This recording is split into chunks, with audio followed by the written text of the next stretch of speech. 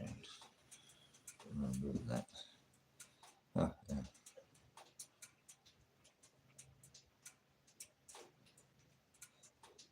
All right, well,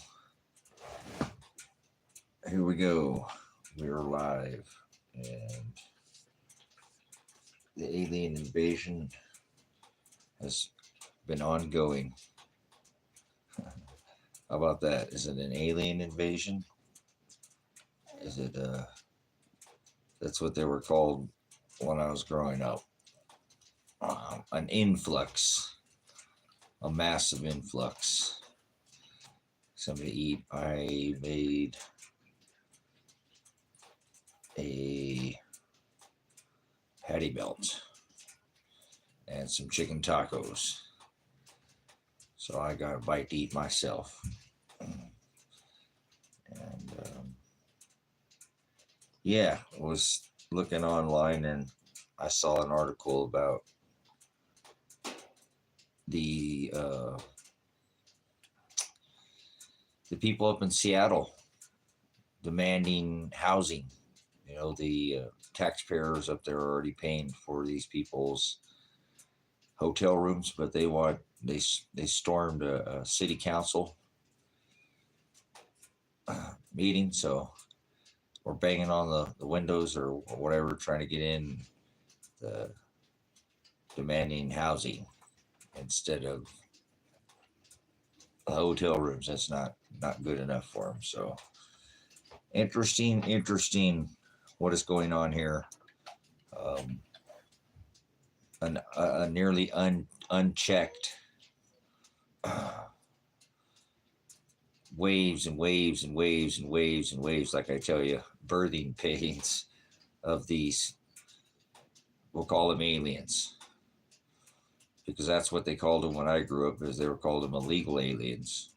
If they were here illegally, they were called illegal aliens. So they call them migrants, refugees. They really are people. Many of them are just people, displaced people, a lot of them by countries that have been put in shambles by this nation itself. So talked about that, but here we do have up in the Seattle area, I believe that a majority of the people that have been influxed into this country, which is a massive strain on the resources that are already here. So I think that's why we need to be charitable. We need to be cautious too. You know, not everybody comes across these walls or borders or whatever. I just don't even like talking about it, but they don't all have good intentions, because we weren't very good to them in their countries. A lot of them, that's why they got off their rear end and came here, because this is supposed to be the land of opportunity, the melting pot, the whole, 9 yards. But quite interesting how there are children that go hungry and die in this country that have citizenship, and we're funding people who don't. I'm not much for this country anyways. I'm just trying to have the discussion. It's a very interesting time to watch this, what is going, and what is, I believe, 100% by design to cause division. Not the kind it talks about in the book of Matthew 10 and 34 of the belief, and one who believes and doesn't, but the division amongst this nation, a Hegelian dialect, a pre-planned problem that they have a solution for. So what will the solution be? So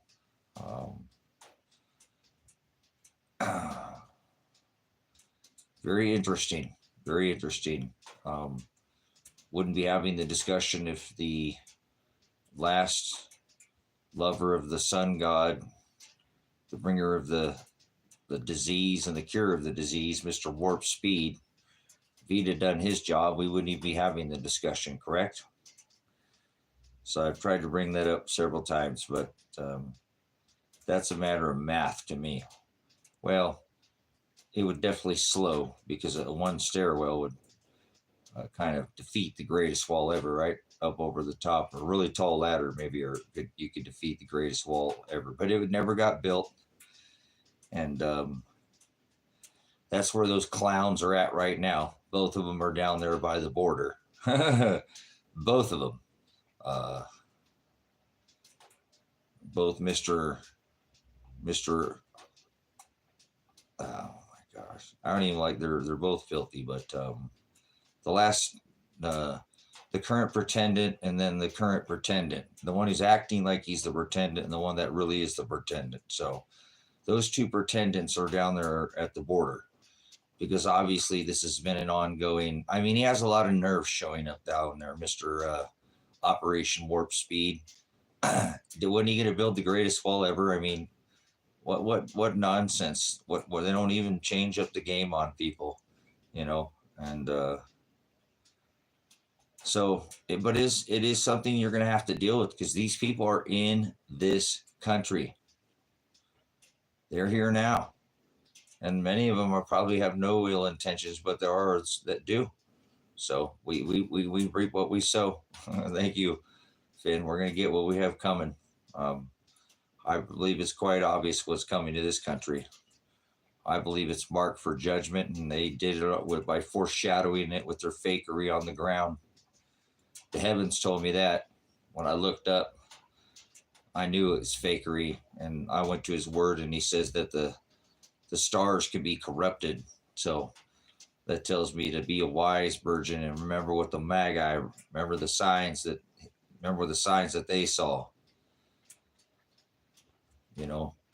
And these are not the same signs that we see today. These are not of the same. They're not in the Hados. They're not in the same narrow way. They don't happen on the Horizo. These are diagonal and vertical, which is not what didn't birth. So it doesn't, none of it, but it still foreshadows what I believe is to come, because the devil gets to play his mockery here on this playground called Earth. And it's all written out. If you follow Casey from Enter the Stars, the Groks, gosh, I haven't followed him. I need to go resubscribe to him. The Groks here on YouTube. I care, it's something else, but that goes with it, some letters, but it wouldn't matter. But they all talk that these Masons, they've got to design and do all these layouts, and they do a lot of this on ley lines, on lateral lines. There are a lot of things that people have no idea that are done right under their noses, and that have been done since the beginning of this country, since we came over here as, Christopher Columbus fleeing the Catholic Church for not celebrating the eating of the Mass, Christ's Mass, and then slaughtered everybody here. But since that day, they said they weren't Christians. They didn't have any soul, remember? But yeah, this country has brought a lot of war, and there's 800 military bases around the world. And so we've caused a massive amount of women and children to be unalived. We're currently involved in operations, whether by proxy or by your tax dollars, we're involved. So, like it or not, it's being paid for. So, I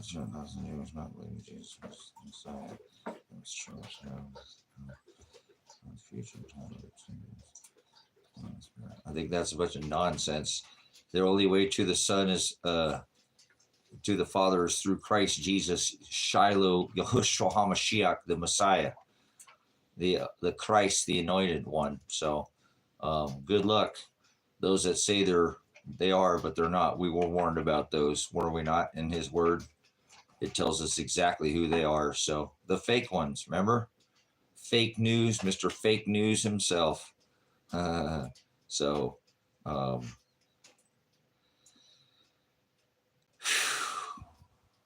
He was a Puritan. What do you mean he was a Jew? He was a Puritan. What are you talking about there, Mike?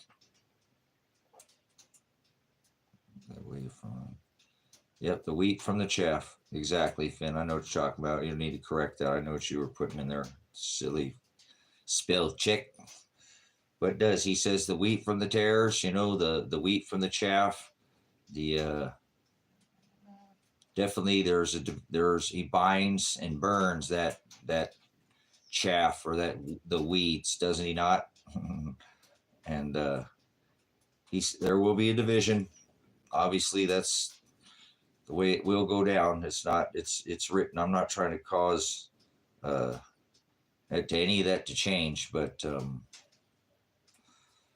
man, there's a lot going on right now, right under our own noses, and you know they're going to cause a lot of strife in this country, and they're doing it on purpose, and they know exactly what they're doing. They're really good at causing. They've done this before. They did it over in Europe. They've done this. Again, we've gone and stuffed our military bases in 800 800 military bases in 190 countries or something like that, some ridiculous number.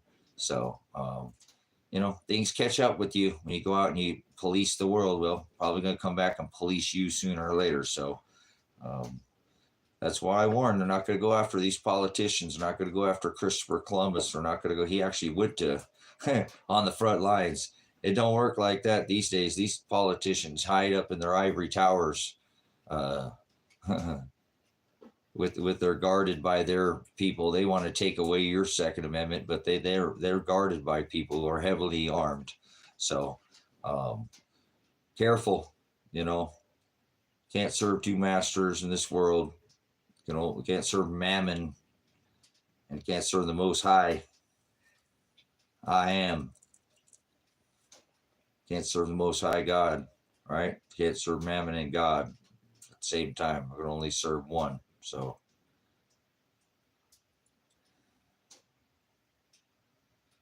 careful, because like I said, we're in some very interesting time here in America.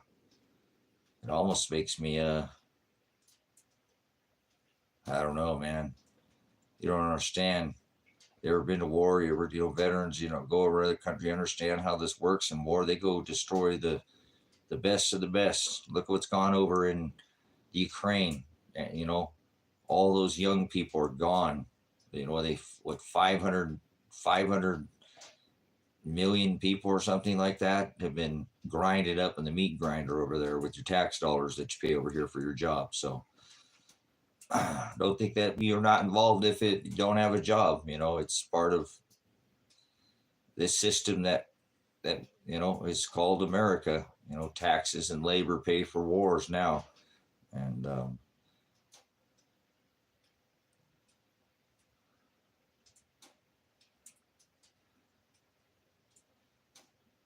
okay, well, I've studied Christopher Columbus. I know what you're talking about there, Mike, but they came over here not celebrating the Mass, the sacrament of the Mass, and whatever label you want to put on them.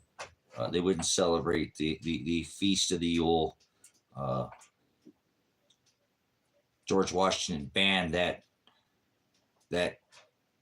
orgy sex ritual that the Romans celebrated on their fire wheel, the pole star, and they thought that it was a goddess spinning the heavens and spinning that pole star, all that worship of the Yule worship, the Saturn, the Feast of Saturn, the Saturnalia.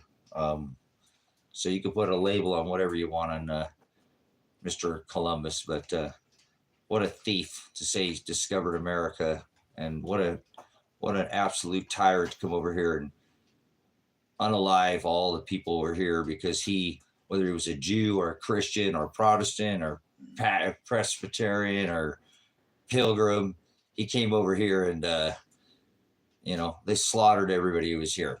Here, have some nice blankets, warm them up. Never forget what these people did to the people who are already here. So doesn't matter what if he was a Puritan or a Pilgrim or a Jew, he's still responsible for genocide. And irregardless, I mean, it was a blessed nation because they were fleeing that sacrament of that eating of the flesh of Christ and the crackers and grape juice ritual of the Roman Catholicism, now called Christmas. But same orgy sex festival. Yeah, these people celebrate an orgy. They call it the birth of Christ, when he said it'd be better to celebrate our death than our birth. Boy, I hate to be on the other end of that judgment. So it doesn't matter. It's still disgusting what was done in this country. And so now that's the origins. Gee, I wonder what's happening to us now. Over 300 years ago, at least they banned that. Now this stuff is just out in the open. They read to our kids in libraries and stuff. It's quite the same days. We're right back again where we were, at the time of Rome, pretty much. Here we are, good old new mystery. World consumes 40% of the world's resources and, about 3% of the world's population. Welcome to New Mystery Babylon. The whore, who cheats on, called freedom. Nothing free. God is the only free sovereign above the law, above. He creates all things. So there's no such thing as free will. Maybe the devil kind of has a free reign down here, but no, we don't. We have called self-will and agape, God's will. So he's the only thing that exists without darkness. And so this country with whole freedom is disgusting. It was a constitutional republic, not a democracy. And that's mob rule. And so the whole thing is just it's a farce. It's a false. And 95% of the people who live in this country do not even understand.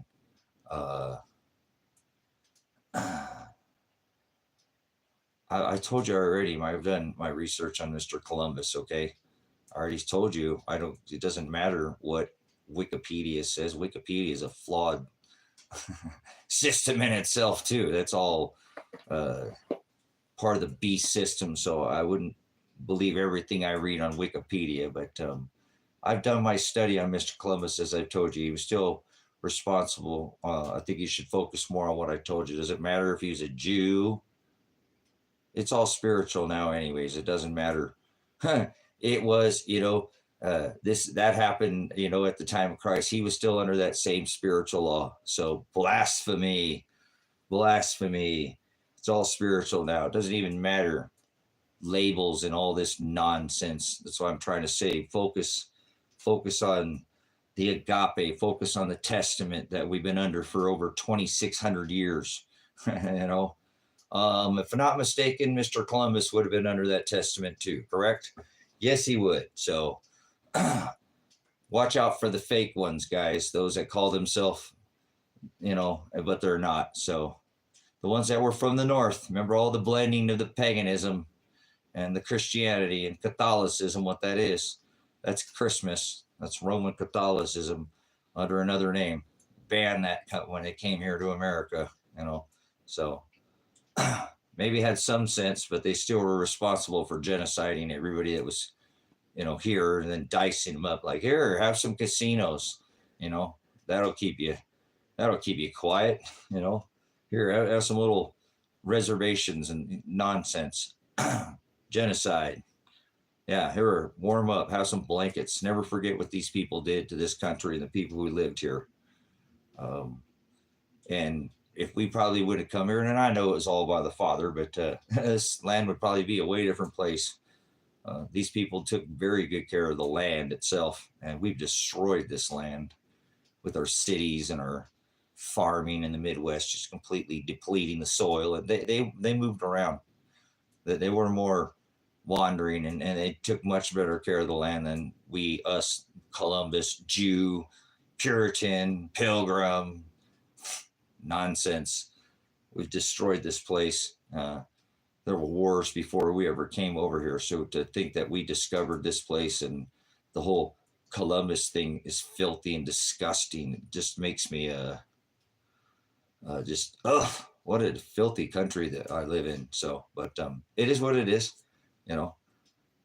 Yeah, they enforce capital letter law. We know that, Mike. They're tyrants, just as all these governments are that enforce these, these wars, world wars. They make money on both sides. They sell bullets and band-aids, and they yeah, Hitler was, oh, very careful with that name. Darn it. Yeah, Mr. Fire Wheel, inverted fire wheel, right? Mr. HH, Mr. 88, Mr. Spirit locked up in the pit. Yeah. Since his time, all his lies and all his inversion and all his, think about Mr. Oh, the one that was responsible in your lifetime. Oh, the one will be revealed as the eighth king. So all the tyranny, all the enforcing of this Stalin type, yes, unconstitutional capital letter law, and it's sickening, but we got to go by it.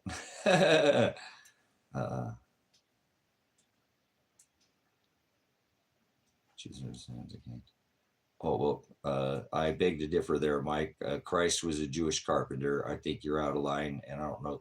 There's fake ones and real ones. So, what in the abyss are you talking about?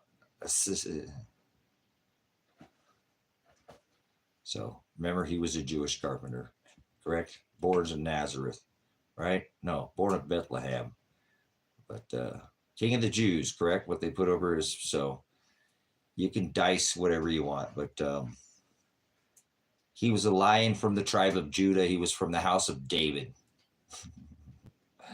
So let's not born of Bethlehem. Let's not lose our mind on who the Hamashiach is. You can put whatever label, again, what you want on, but don't be blasphemous to Shiloh, please.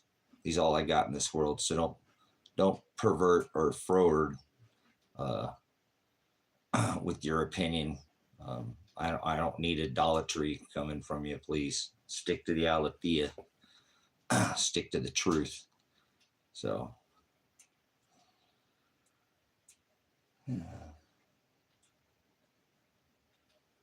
Yep, the Father's the law, that same law, not of his law. All right, the other law. So doesn't matter anymore. All that's nonsense. He lets in all flesh. I don't care if you're a Canaanite, if you're a devil, if you're a mass murderer, if you mass murdered Christians. The worst thing you could probably be is a tax collector. Remember, he got physical and we saw taxes, so he ain't about none of that. He's about the agape, and he pulls from all flesh. And it ain't about from some Edomite or an Esau or Cain or none of that. That's all Pharisee talk. Putting labels. We're not under that law. It's spiritual now. So careful, Mike. You're stepping on his testament. He blotted out the handwriting of ordinances in the book of Colossians 2 and 14. So remember the agape that he puts his bride under. It ain't a big boy club with this halakha and this perversion and this oral and, haggadah, this perversion of the original, Hebrew into Aramaic. So don't twist it, please. This is spiritual. What are you worried about? Who is? Yeah, you could label it, but what are you worried about labels for so much? Obviously, both times you're not bringing up he was he was a lion, he was Shiloh, he was the high priest, the head of the church, the most important thing that was declared by the heavens, that he's the king, the lion king from the tribe of Judah, the lion from the tribe of Judah. The heavens declared him the king. So it's not hard to decipher who I am is, as he said, before Abraham was, I am. So can you dispute anything I just said? Nope. Let's not worry about, remember they put King of the Jews. So I'm with you. Don't run off on me. We're supposed to discern these things with the word, but we're not under that anymore. Remember? It's all spiritual now. It doesn't even matter. It's all spiritual. I'm a spiritual Jew. How about that? Me, I am a spiritual Jew. What are you going to say about that? So, you calling me a Pharisee? So I don't believe in Christ? You know, nonsense. Come on. It's all spiritual now. He doesn't care which house you're from. If you're a devil or a Canaanite, or if you're an Edomite from the house of Esau, if you're from the house of Jacob, who later came from Israel, which the 12 tribes that he was from, the house of David, born of Bethlehem, who was born, and the stars born of the king. Between the birth of the marriage, the heavens declared him the king. The Lion from the tribe of Judah, it was the Shiloh sign that the Magi saw, declaring him that king. The high priest of the church, his name is Shiloh. He is Shiloh. They put king of the Jews right on over the top of his crucifixion, but he was born of Bethlehem, not of Nazareth. Let's make sure we keep it straight on this lineage. If you want to say who he is and where he's from, he is I am. Not true, not true. Oh, what was it? Well, not true. Okay. Oh, you're just.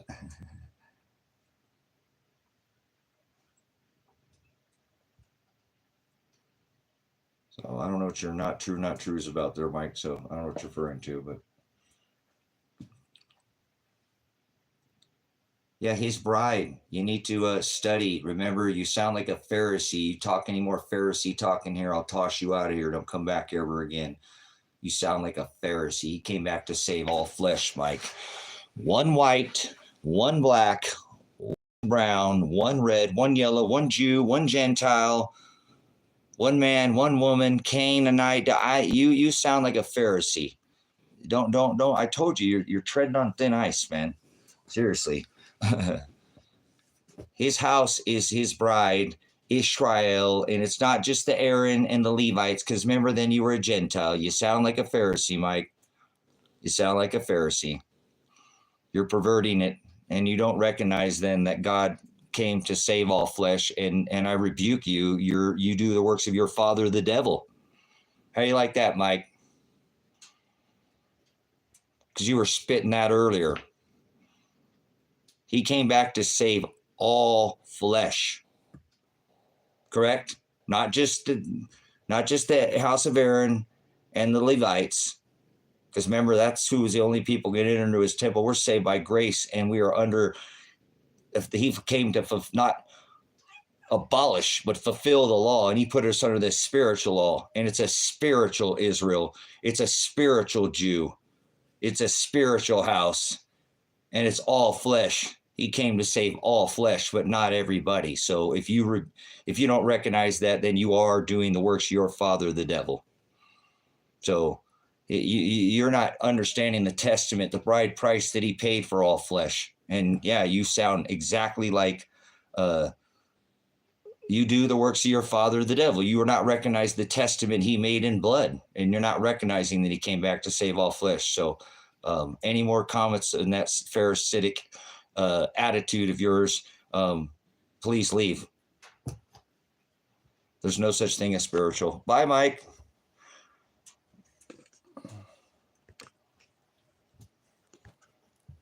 There's no such thing as spiritual. Man, oh man. Boy, oh boy, he missed the boat, didn't he? He blotted out the handwriting of witnesses, brothers and sisters. He said, once was written on tables of stone, pounded out on the tablets on the law, just like Moses was given the law orally, and it was pounded out on stone. He said, is now sprinkled with that testament that he made in blood to come back and save all flesh, brothers and sisters. All flesh. That's the good news of the coming of the King, the price he paid in blood, because he isn't that, Alice. And you ain't coming in here because you're a Gentile and you ain't related to the high priest. You're not from the house of Aaron or the Levites. He came back to take from all flesh, brothers and sisters. It's not just the 12 tribes of Israel. Remember, they were scattered, okay? And we became everything mixed, Canaanites, Jews, Gentile, man, and it doesn't matter. If we agape, if we walk and follow in his commandments, he chose to choose whoever he wanted. And his bride comes from all flesh. And I teach that over and over in the coming of the, not too many people can even teach it, biblically, historically, to keep the religious nonsense out of it, that Christ came back to save all flesh. That was the testament he made in blood and the price he paid. And what a Pharisee, that's why I rebuked him and told him he did his works of the father of the devil. Shouldn't have cast my pearls in front of him. It is what it is. So thank you, Father, for giving me this discernment to know that it's a spiritual law that we are under now, brothers and sisters.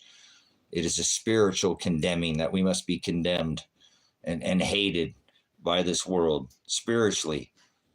This world must not like us because we don't do the things or participate in this world, in this worldly things. We're not under that law. We're under the spiritual law. Remember? That is the law he put us under when he blotted out the handwriting of ordinances in the book of Colossians 2:14. So sad that Mike doesn't get it, because that's what the come in here and talk about Jesus, that Columbus was a Jew and sound like a Pharisee. Sound like a Pharisee to me, sound like a Hebrew Israelite to me. They're the same way. Or who's your dad? Who's your house? Who was your dad? You sound like a Pharisee. Christ came back to save all flesh. He said, love your agape, your enemy, like you agape your neighbor. So, he hung out with a prostitute. Paul himself was a mass murderer and slaughtered Christians for a living, and was a Pharisee. So, what blasphemy Mike had there, man. What a troll. Darn, he's one of those that says the scripture warns us about. He came in spewing, saying about fake ones, when he actually showed his face. He really is one of those that Christ himself warned us of. Those that call themselves, and they're not. So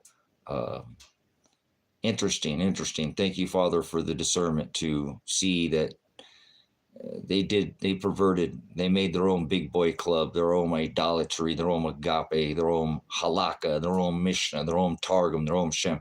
And they didn't recognize you as the Hamashiach. They didn't recognize you as the Christ, the anointed, the Messiah. And you, Shiloh, you came back to save all flesh. This time, it's not just the house of Aaron and the Levites. It is the Jews. It is the Gentiles. It's one black, one white, one brown, one red, one yellow. Paul was a Pharisee, a mass murderer. He doesn't care about the color of your skin, how much melanin, which house you came from. He cares, do you love me? Remember what he said to Peter? I'm not asking you if you phileo me, Peter. Do you love me? Do you agape me? Are you walking and following in my commandments? So, man. So I called him out, because he used Christ. Remember, they will come, saying, many will come in my name, saying they are Christ, and they will be deceived. So they'll come marrying, guys. I told you, these people, these fake ones, even come looking just like him. We were warned. We were warned about these ones that say that they are, but they're not. So he even spit it out. He even had the verbiage, didn't he? Was speaking the dialectus, the tongue, and you do your works of the father of the devil. He said it, and then I turned around right back and said that straight to his face, because he was not he was not what Christ did and the price he paid in blood for all flesh, to not recognize that price and to understand the testament that we are under. It's a spiritual Israel. It's a spiritual house. We are under a spiritual law now. Once written on tables of stone, blotted out and sprinkled with that blood, that testament that he paid, the price that he paid in blood is now sprinkled on the fleshy tables of our hearts. It's a shame that God does not give everybody this doesn't remove the scales from their eyes or give them a hearing ear. So obviously he's done some studying, but the Most High hasn't revealed to him that aletheia, that truth, that tree of life, that hados, that narrow way, and that the only narrow way is through Christ. and it's through suffering, and it's through the price that he paid, and that the price that we pay now is not a literal flesh. It's not literal adultery. Remember, he said, if you covet another man's wife, he made that spiritual when he was here. That's right. If you even covet, if you even think about another man's wife, that is adultery. So what a blasphemous, well, I said that he was blasphemous too, and I rebuked him, and I did what I was supposed to do. Thank you, Father. I need to get over it and move on. So, when is that going? The only devil in this house of the sausage kind. Yeah, well, yeah, I don't know if that's pork or what do you remember, he's a tran god. Remember? But El Ball, he has upper body of a woman, and the horn, and the sheep, and so he is three in one. I'm not sure if that's what Finn was talking about or not, but maybe that what he means is that they're apples and sausage gods, right? They're other ones. I say bananas, but because I think they're more fruity, if you ask me. But I'm not sure if that's what he's referring to. But they definitely like to have their festivals and their gods and do those type of crossover type of communions and devil and sausages. Well, I don't know what that is. What devils? Is that the ones that are wrapped in? No, that's a tornado or an armadillo or come on, what is it? I'm trying to remember that. I should know that. I'm a cook. I'm close. I know. Oh, what am I thinking that? You have to explain it. I don't eat pork, and so I'm not sure if that's a pork thing or not. Maybe that's why I'm a little out of touch with sausage. But anyways, it's crazy how many different religions do not recognize the Hamashiach, the Christ. They don't recognize this New Testament that we're under, and that it is spiritual. So,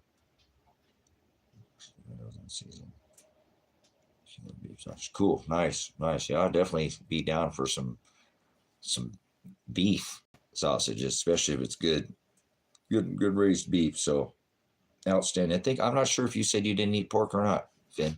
And it doesn't matter what you eat. Remember, I don't eat whatever you want. We're not under that, because we're under this. Remember, it's not what goes in a man that defiles a man or a woman. It's what comes out of them. So, man, don't defile my room with your Pharisee. I gave him fair warning. I'll let you know. I need to let it go, but stop it with that nonsense. Gosh, normally I just have to deal with lollipop Christians. They're a little easier to bring to the narrow way, but no, you have to represent the testament that Christ paid. So he paid that testament, and he paid it in blood, and now we are under this spiritual ordinance, this testament, this declaration, this price,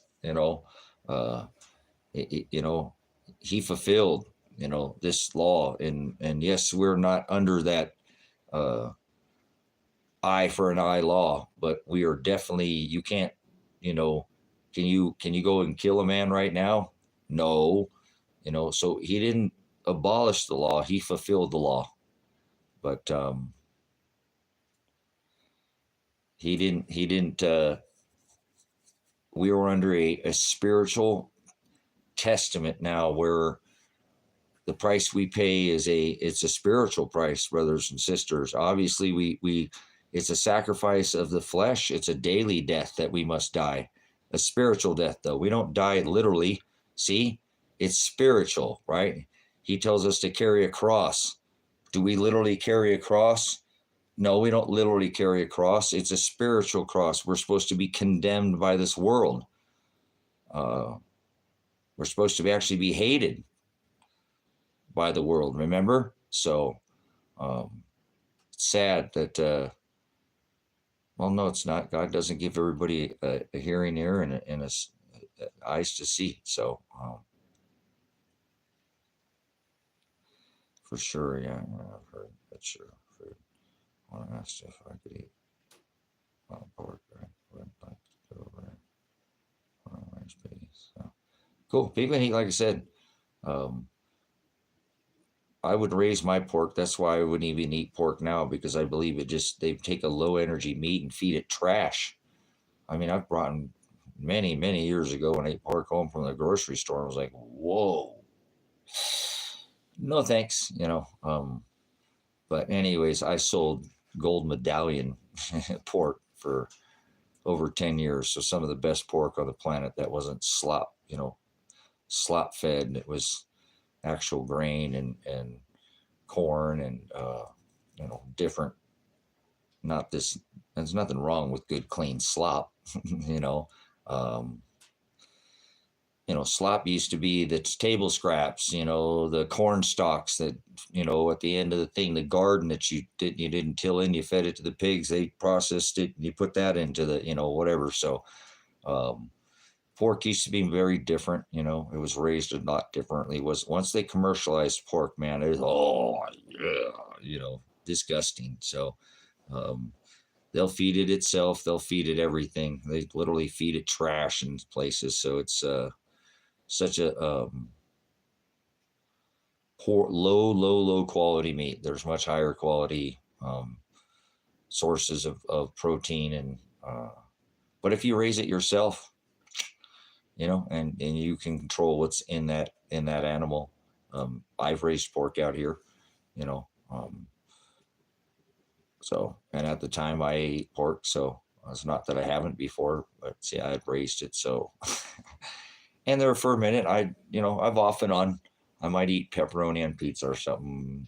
Might eat bacon on pizza. Generally, don't just cook bacon or anything like that. But that's been in a while. It's been years. I don't. Yeah, I've spent more of my time just. I find when I don't eat it, I have energy past 5 or 6 o'clock that I generally, if I consume it kind of on a regular basis with whatever, eat pepperoni pizza every once in a while, or I won't really eat any kind of pork chop or anything like that because I grew up eating pork all the time, but again, pork was a little different growing up in the 70s and the 80s and the 90s. It wasn't all that rush to the market pork to high demand, back then people still had freezers and they traded and bartered, and it wasn't uncommon for people to buy in large volumes and buy half a pig or a whole pig or quarter pork or whatever. And but again, once these big old convenience, once the whole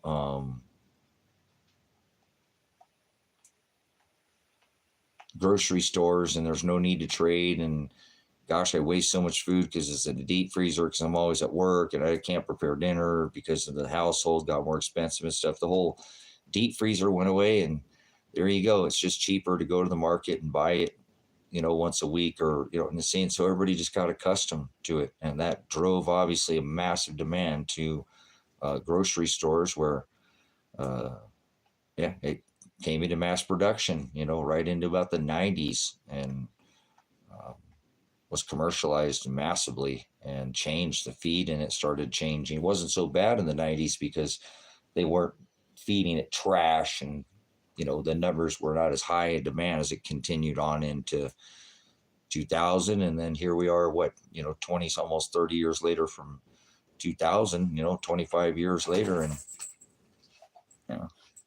people love their breakfast is all pork based, guys. Think about it. There's not too many things, you can do corned beef hash, but there's not a lot of pork. There's not everything. Breakfast is, unless you just eat eggs or something, which that's what I used to have, fresh eggs out here every morning. That's enough protein for me. But everything in the breakfast is based around pork. It's pork based. Breakfast is a pork based meal. So I rather have carne asada tacos. I have carne asada tacos often for breakfast. Good stuff, Ross. Outstanding. That's a great way to go, because I'm sure you're getting it from a farm. You know who raised it. You know what's going in it. You're not getting commercialized. Blessings, Ross. Blessings. Yep, your body's a temple. Good for you. Outstanding. Two fruit and veggies that looked alike. Everything is cloned and modified. Yeah, and remember, yeah, that's a great way to put it. And now, hey, you guys, remember when not all the corn was sweet? There was better corn, and some corn was it was okay, you know, and generally it wasn't bland or anything. But you got some corn that was really good, and then all of a sudden the corn, everything was sweet, all of it, all the time. That's when that changed. That's when they genetically modified the crap out of that corn. Every corn you get's pretty darn good. All tastes sweet. Remember that? Remember when not every corn was sweet? You know, every husk of corn wasn't that super fire sweet corn. Now that just, man, it's like they've dipped it in sugar. You know, it tastes so yummy. It's you know, the corn that's the canned corn now. All that, it's all genetically modified. So, um, yeah, yeah, I'm trying to say it tastes sweet now. It tastes good, but it's oh my god, that's not what you. I know with corn. Stay away from the corn. I really limit my corn intake, guys. I really try not to eat. Yeah, and yeah, corn is definitely, and I haven't grown any corn for years, but every once in a while I'll do a little bit because it's moderation. But I steer away from the corn because I know that I remember a time where, you know, yeah, watermelons were so much different than they are now. Like you said, the seedless fruit. That's come on, seedless. Oh my gosh. Okay, not only are we going to take your seeds and make them where you got to come back and buy them next year because we're going to modify them to heck, we're just going to take all the seeds out of it. You know, you talk about lazy, right? I don't know about you, but that was the whole story about you're going to swallow that watermelon seed and grow a watermelon in your stomach. You don't get to have all that as a kid. Man, what a bummer. You know, that was the, remember that story? Oh, you're going to grow a watermelon in your stomach and, you know, the seed, big black seeds, you know, in a watermelon. And yeah, it was really different, you know. Fortunately, guys, I grew up in Los Angeles, California, so I was around some of the best fruit on the planet. You know, the fruit was just amazing back then too. I never heard of anybody putting salt on watermelon, you know, until I'd actually joined the military, moved back east, and you know, went out to Alabama, and they're like putting, like, what in the are you doing? You know, but the watermelon out there wasn't that red, real, you know, it was more of that pink, you know, salmon, not real, you know, not that, I don't know. This is different. You know, I remember watermelon being completely different, really juicy, and you crack it open and leak all over the place. And you know, and now they're a lot different. Just the texture, it's almost like they're a tomato on the inside now, and not a, you know, like, you know, not a real beef eater type of tomato, but that real pasty. It doesn't have that, you know, heavy, dense, you know. I think, yeah, all right. I go right now, apply for oil seeds now. I have to have a license too. Yeah, you're gonna have to ask permission, guys, to grow anything. Remember, they did that to farmers out here in Oregon, guys. Those genetically modified crops blew into their crops, and because they didn't have the genetically modified seeds, Monsanto sued the heck out of them, and they won. Those people lost, guys. Imagine that your crop being toxified, pollinated by these genetically modified crops, and then you get sued because you're not growing the genetically modified. Whoa. Some of the stuff, and you know, I had to look at this. I don't think Monsanto's ever lost a case against any of these farmers. They've just gone, and remember, that's the same people who brought you the agent. Speaking of orange face, yeah, in Vietnam, you know, that's the same one that's dealing with your food now. Welcome to the new age. Well, this happened before the new age. They were, you know, speaking of orange. That's what I put. Hey guys, remember what WAP stands for? Worst president, right? So that's what I said during that whole thing. So I was just looking through my memes, some of the memes that I put out during the vid. Oh man, it was all over Mr. Drumpf, Mr. Warp Speed. That was great. So I'm so glad that nobody can take that back, and like I've done, put it down because, you know, some of this stuff, like this, think about the technology that we have that we could be growing with, copper and electricity and some of the things that we don't use because of all this Monsanto and the whole going away from, you know, small farms and small communities to big. I mean, you guys, we could never do in America what they're doing over in France right now. The property that I'm on right here, this 40 acres would be a massive parcel over there, almost unheard of to have 40 acres in France. That'd be like a multi-family type farm. You know, they're much smaller. They're 2 and 3 and 5, and that's the average. So we got massive, 10 and 10,000 acre farms out here. So um, it's cool to see what they're doing over there in France. But see, the farming over here is completely different. Think about the food that we grow in this country is banned in other countries. They will not let it cross their borders. It's crazy that we feed this stuff to ourselves. It's really disturbing at times when I think about the food in this country. Yeah, no manure, no growing food, no, and they cut them off. All that stuff over there. Remember that? I'm sure you've been reading up on it. All the nitrogen they were going after them over those farmers over there in Europe. All the fertilizers, all the taxes, all this. Uh, yeah, because it's genetically modified. Wheat, barley, rye, and oats are probably the four worst things you can eat in your life. They all attack that villi lining in your lower intestine. Um, so, well, I'm in Silver Lake, Oregon, but I'm not sure. Yeah, USA, cool. Yeah, I'm in America, the divided states of America. This country is just it's turned into shambles, guys. So did you guys see that article about those whatever you want to call them, illegals,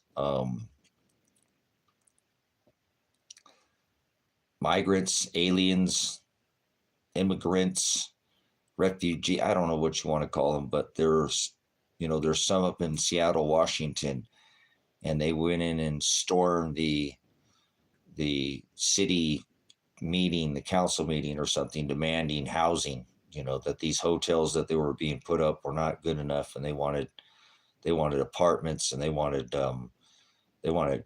townhouses and houses to live in. That these motels that they were living in were not sufficient for their living, and they wanted actual houses. Um, hmm. Giant farmers in Ukraine growing non-food. That's why they're attacking it. Yep. Oh, an insurrection, huh? Boom. First Eye gets it. Thank you. Thank you. Pounding on the windows and getting and storming, and all these NGOs that are supporting this guys too. Remember, never forget, this is totally controlled what they're doing here. They have these sponsors and stuff, and they go in and it's guys, they're doing this on purpose, and they're pinning. I told you they're going to create two classes of society, in this country, and it's going to cause a massive rift because Americans aren't united, and these people are. They're going to come together and demand benefits, and you know what I'm saying? It's um, it's not going to stop, guys. Every day you're going to see more and more. When some of them figure out this, see, not a lot of them are getting entitlements. Not everybody comes across here gets entitlements, but when these other ones find out about it, and then they doing a lot of these massive, influx, something like 10 million since 2021 have come across, had interaction. There's the getaways, all these. It's a massive influx of people into this country. It's going to put a massive strain on the the system itself. Slapping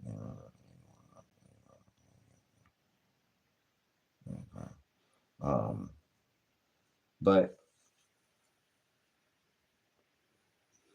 It is. You're going to see this. It's going to come as a rift within each one because they're not all coming from the same place. They're coming from all over. Actually, during the Obama administration, during the Mr. Warp Speed, they were considered OTM, other than Mexican. So they weren't even coming from Mexico. Most of them are not coming from Mexico. They were coming from the Americas to the south, southern countries we displaced, and actually from all over the world they've been coming from. So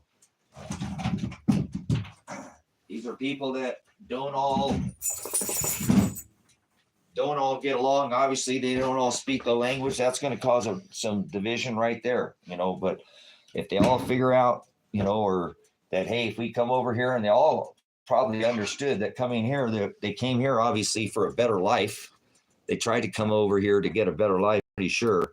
But, again, I told you that I think that a lot of people during my time when people coming over here, I'm old. They came in here illegally and they assimilated just fine. But this is what we've been seeing since the Obama administration and the Trump administration. Thanks for coming in, Levette. Good to see you again, sister. Appreciate your time. Something different's going on. We're seeing less and less women and children, more and more fighting age men and all this stuff. This is really happening, though. There could be up to 40 million people right now easily in the last 10 or 15 years that have come into this country. And if you don't understand or not about these sanctuary cities, look what's going on in New York. They wanted to make it a sanctuary city. Now the governor's over there like telling these people, hey, we can't do it. It's putting too much strain on our system. We got to get them out of here. When they wanted the people to come there to begin with. So they flipped the script on you, real quick. So careful. You're being set up on this. You're being set up for failure. I know it. And I'm still trying to act with some civility, some humanity. And remember, not everybody here is nefarious. I'm not going to get off what I've been saying. I think there's a lot of people that have come here and I think they just want a better life, guys. Their wages where they're at, or they spend massive amounts of their wages every day. Just like here, it's starting to get more expensive just to eat food, just to eat every day. 20, 30, 40, 50% of their day wages every single day goes to food. Don't leave anything for rent or bills or housing or so.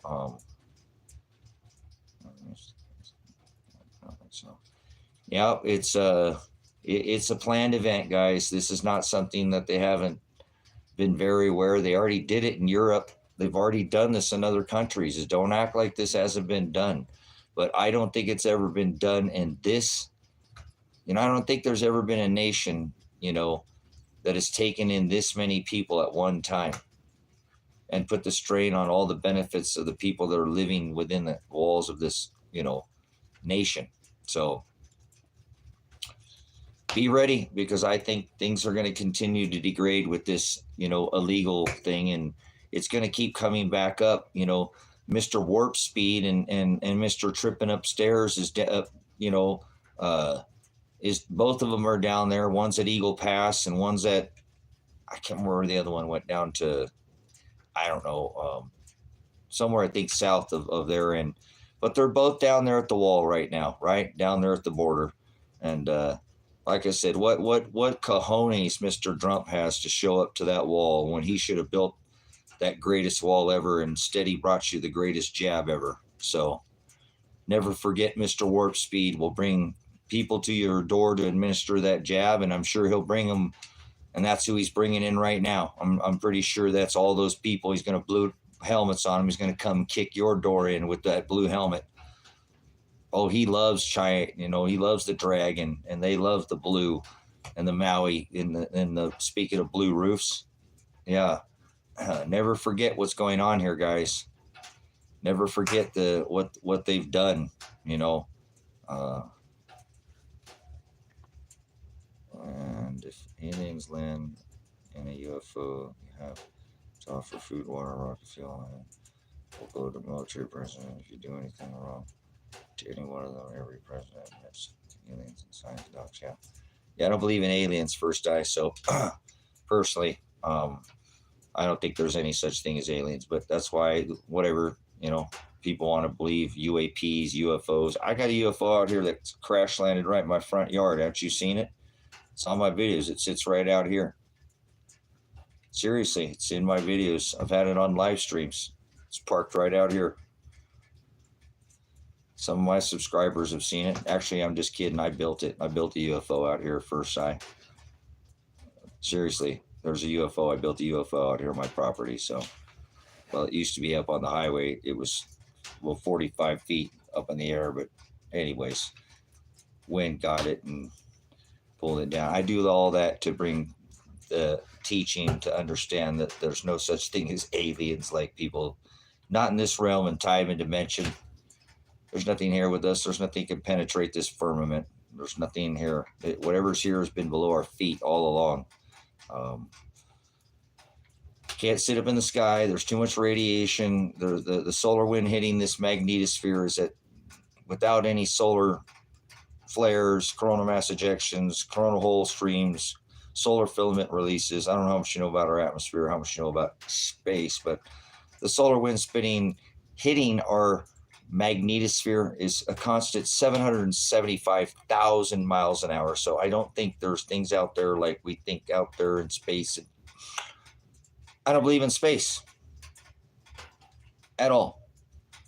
And I don't believe in aliens at all. I believe there's things that are below our feet that will come out from below our feet, like scripture says. But the only thing coming from above your head is Christ, and you got to meet him in the heavens. And there'll be a harposa, a calling up, not a rapture of his elect. We're supposed to meet him in the sky, remember, but he ain't coming here. We have to go meet him. That's why he wants to find our loins girded in his service when he returns. So, I can't stand all this Ronald Reagan. I often think if there was an outside source, the whole world would come together. This has been going on since you saw a spinning ball. And, I went to the first showing at the Grauman's Chinese Theater in Hollywood, California. The very first showing ever, the very first Star Wars ever played. And it's all been a play and a trick on scripture as well. The whole Jedi and the Force and all this it's just biblical. It's not aliens. It's not fallen angels. He's an actor, and his wife, First Lady, had definitely an apple, which you can see in pictures, quite obvious, and a banana, and supposedly had one of her melons cut off, remember? And got jackhammered in the back of that car, remember? Such nonsense. They're all actors. Reagan was an actor just like Mr. Trump and Mr. Biden, and they're all a bunch of actors. Got a bunch of people. They're tripping, but they got you tripping. Don't be tripping on, man. Start doing some kind of sizing them up there. The Father in heaven proportioned us very differently for a reason. He didn't make us the same. We're not the same. I'm a veteran, and you don't go by the same veteran standards because we don't have the same frame. So be cautious of these first ladies with their apples and their smoked sausage. They're having dinner there tonight at the White House. Yeah. Disgusting, terrible. I'm not into sausage, remember, I don't eat pork. So anyways, moving on. Yeah, they're filthy. Yep, they're all in the same camp. They're all island boys. Mr. Snagger, right? Mr. Schwarzenegger. He's an island boy too. Don't forget, he's an EpiPen island boy. Him and Mr. O Trump, right? Mr. O Warp Speed. They love going to the island and doing the hokey pokey and turning themselves around. And we know what God says about that. Hey, Lot, I've seen enough of this hokey pokey. That's not what it's all about here. Let me tell you, you better remember, I'm the promise of the rainbow. Yeah. Oh, Biden and, Donald McNugget McTrumpet, Mr. It's Mac, it's going to smack the nation. It's smack the nation tonight, isn't it? Oh, don't worry, you'll be boosted. Warp speed, here we go. To the moon, Alice. You want a trip to the moon? I'll give you a trip to the moon. You know that sunshine is in the sunshine. It's hotter in the sunshine and it's colder in the moonshine. What? Man, that is some serious stuff right there, isn't it? What's really going on? What's really going on? Why, when you stand in the moonshine, is it colder than in the shade of the moon? Yes, it is warmer in the shade. So yes, too much hokey pokey. That's I'm telling you, these are the people that are the leaders of this nation that these people love to revel after and follow after. Speaking of insurrection, disgusting. Just these people are just, think about that whole honey trap deal right there. He pardons Lil Wayne and Gemini, but yet he traps, how many, there's still going on to this day, guys. They're still, speaking of Hillary Clinton, lock her up. They're still putting people, wow. But I believe it'll all come to head soon. Don't you worry, guys.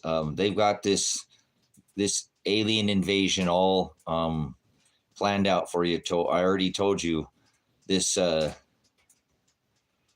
believe this Mr. Warp Speed has everything to do with this Alice symbol on the ground that I've been showing you and pointing out to you. This eclipse, this fake eclipse. I think history will show that he's behind all of it. This is how they're going to reveal this same technology they've been holding back since the 1800s. They got to stop fighting these oil wars, guys.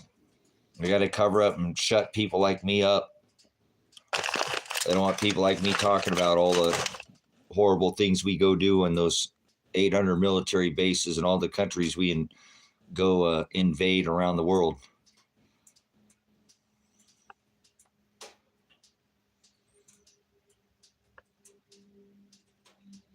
Well, remember, a demon is one who distributes fortunes, Finn. So a demon is not some ghost. A demon was a compliment in history. They used to pray to their ancestor fortunes, and that was they called them demons, little g gods, deities. And it was a compliment in history before it was ever this, pardon my French, but this bastardized, forwarded, and perverted version of what people think a demon is. It's not, by definition, a demon is one who distributes fortunes. So, or lies, a distributor of lies. So, kind of like ho, ho, ho, the guy comes down the chimney and distributes what? So, man, sorry, I got an itch. I got to get my back scratcher here. All of a sudden, I had an itch in my, I don't know where that came from. All that. There we go.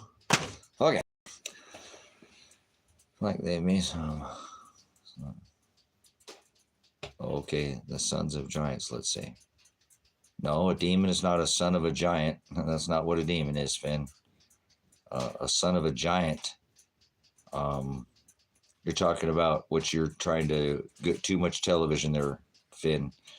When the sons of God, I've taught this, I thought you've been in here for this lesson before. When the sons of God came into women and men is when Ahab married Jezebel, because she was a pagan and a heathen, and she worshiped Baal, and Abraham was a man of God, and he worshiped and followed the 613 laws, statutes, commandments, the agape. You cannot be a fallen angel and a son of God. In order to be a son of God, you have to be doing the will of the Father. Your brother and your sister and your mother are those that do the will of the Father. When the sons of God came into women of men and created men of renown, like Thor and Zeus, I think you've perverted this a little bit, but it says sons of God into women of men. That's when, again, truth was marrying to a lie. I was saying I won't preferred. Okay, cool. No worries. I'll just give you a little bit of this. If you've heard this or before, maybe have just a little recap here on what they've done such a good job, because it's right on track with the conversation anyway. So appreciate it, Finn. Appreciate your comments always. Is that this has been the perversion with this television and these aliens and this great alien deception. An alien is not a son of God. A son of God is one who does the will of the Father. So a fallen angel, which people often like to put the two together because of television, if you're fallen out of the heavens, it's meant you're fallen from grace. You're obviously not doing the will of the Father. So a fallen angel is not the ones who came into the women of men. Correct? So we got that out of the way. A fallen angel is not a son of God. In order to be a son of God, according to the will of the Father, what it says in his book is those that do the will of the Father, sons of God, are your brother and your sister and your mother. That's what it says in the book. Your brother and your sister and your mother are those that do the will of the Father. Those are the sons of God. Remember, Abraham, right, was a man of God. Jezebel was obviously a woman of pagan and worshiped the deity, little g, Baal, Baal, all that pagan, the tree and the fish and all those lunar gods and sun, fire gods like Thor and Zeus. But that's not those were deities, not deities, not literal gods. They were their ancestors, and they created. But Tracy, it says they created the Nephilim. Are you going to try to tell me the Nephilim are giants, right? The Nephilim, right? People pronounce it a couple of different ways, but a few different ways. But that same spelling of the Nephilim, right? They were bullies. The word doesn't have anything to do with the stature or the height of a man or even a woman. So that's not giants. So the Nephilim are not giants. They're bullies because they twist and forward and pervert the word of God. And they go around and they get to do they're the principalities and powers and spiritual wickedness, the rulers of the darkness of this world in this time, in this dimension that we live in. The deities. They're called the heavens, the ruling class of this earth. You can be ruled by them or you can be ruled by his agape. But let's get this back straight. A son of God is one that's doing the will of the Father. So an alien is not a son of God. A fallen angel is not a son of God. And a giant, well, we all come from the Father, but that was the Philistines, or the Anunnaki, as you like to call it, or the giants. David slayed a giant. There are such things as giants, but there's no such thing as a fallen angel or anything coming from the sky. You've watched too much Star Wars, too much Star Trek, too much Captain Kirk, Beam Me Up Scotty, Go George, Meet George Jetson, His Dog Elroy. I don't know what, too much spinning ball, corkscrewing, whatever, too much. Paramount Pictures presents Universal Studios. The first time you saw an alien was on television. You were programmed to see that image since you were a child. So the will is to hold demons responsible. A demon is just the reverse first eye of an idolater.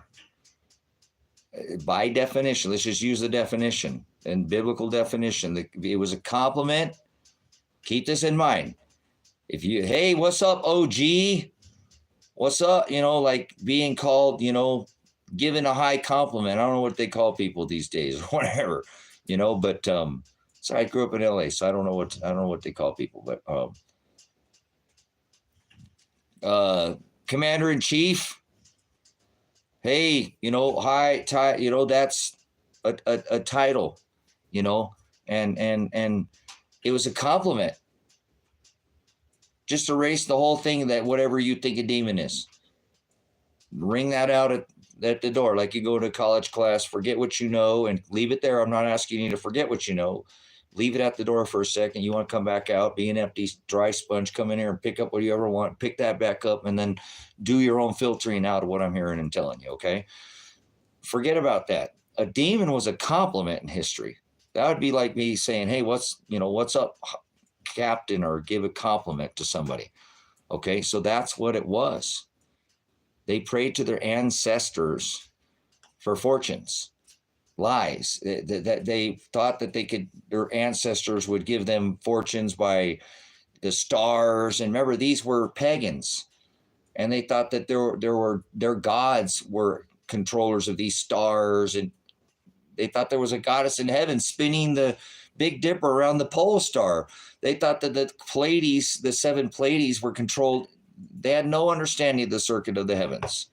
So what they did is they prayed to their ancestors for fortunes. Like you go into a palm reader and they tell you that this is going to be, hey, you got a hot date next. You needed that wife, Tracy. Well, guess what? The stars are aligning in your fate. That astrology, hocus pocus. There's nothing that the stars don't determine whether you're going to get a hot date. You come in here in my tent, let me rub on my ball, right? And tell you fortunes, right? And distribute fortunes. This is what an Arab, that is a demon. An Arab demon is a genie. Let me rub on my lamp and give you what? 3 fortunes, 3 wishes, right? A Celtic demon is a fairy. But it was a compliment in history, and the definition of demon is one who distributes fortunes or lies. God controls the stars. No stars are lining up and you have a hot date, come in my tent, read my palm, all this. That's nonsense. It's gibberish, like talking in tongues and all that. It's not of the Father. It's not. So a demon is one who distributes fortunes. An idolater, there you go. That is a distributor of fortunes. That is a demon. A tarot card reader is a demon. A palm reader is a demon. Come in my tent and I'm going to tell you, read my horoscope, right? That's demonic. Tongues. There's no such thing as talking in tongues. That's speaking in a different dialectus. If you came from another nation to the nation of Israel, they didn't want you interrupting the what was going on in the church. So whatever was being presented, you had to take 2 or 3 people because you came from a different part of the nation around the Mediterranean Sea, and they wanted you to have an interpreter speak it in the dialectus, the glossa. That's in the definition as well. You can find out that the word tongues means dialect, dialectus. They spoke in a different dialect, in a different tongue. So if you came from another nation, you had to dictate, and if there were 2 or 3 of you, they wanted somebody who spoke your language to take you to the side and interpret what he was saying. No such thing. Poker cards, that too. Remember the 2 jokers. That's what Trump represents. He is the Janus, January god. That's what he is. I'm not going to sign that bill with the pork in it. You got the LG, XY, TV, R2D2, 32D2 bill in it. You got to take that out there, research, 25 million. You got to take the pork out of it, he said. The very next day he votes for it with the pork in it. The Two-Face, I'm going to build the greatest wall ever. Didn't do it, right? I'm going to audit the Fed. I'm going to have a special investigation. I'm going to audit the Fed and study Blue Pal's bubble, right? For 3.5 years using an emergency monetary. Wouldn't he be talking about this subject was alien invasion, the migrants that are coming across the border. If he'd have built that greatest wall ever, we wouldn't even been having this conversation, would be about all these migrants that are coming across the wall. How about that special investigation? He was going to put Hillary Clinton in jail, Hillary for prison, lock her up. She sat 3 bodies away from him at his inaugural dinner. He's a two-faced. That's why it's called the Joker, right? Wait a minute. It's a wild card, right? Joker's wild, because wild, what does that wild card mean? It has a value in that deck of cards. What does it do to the all other cards? It's wild, which means it does what?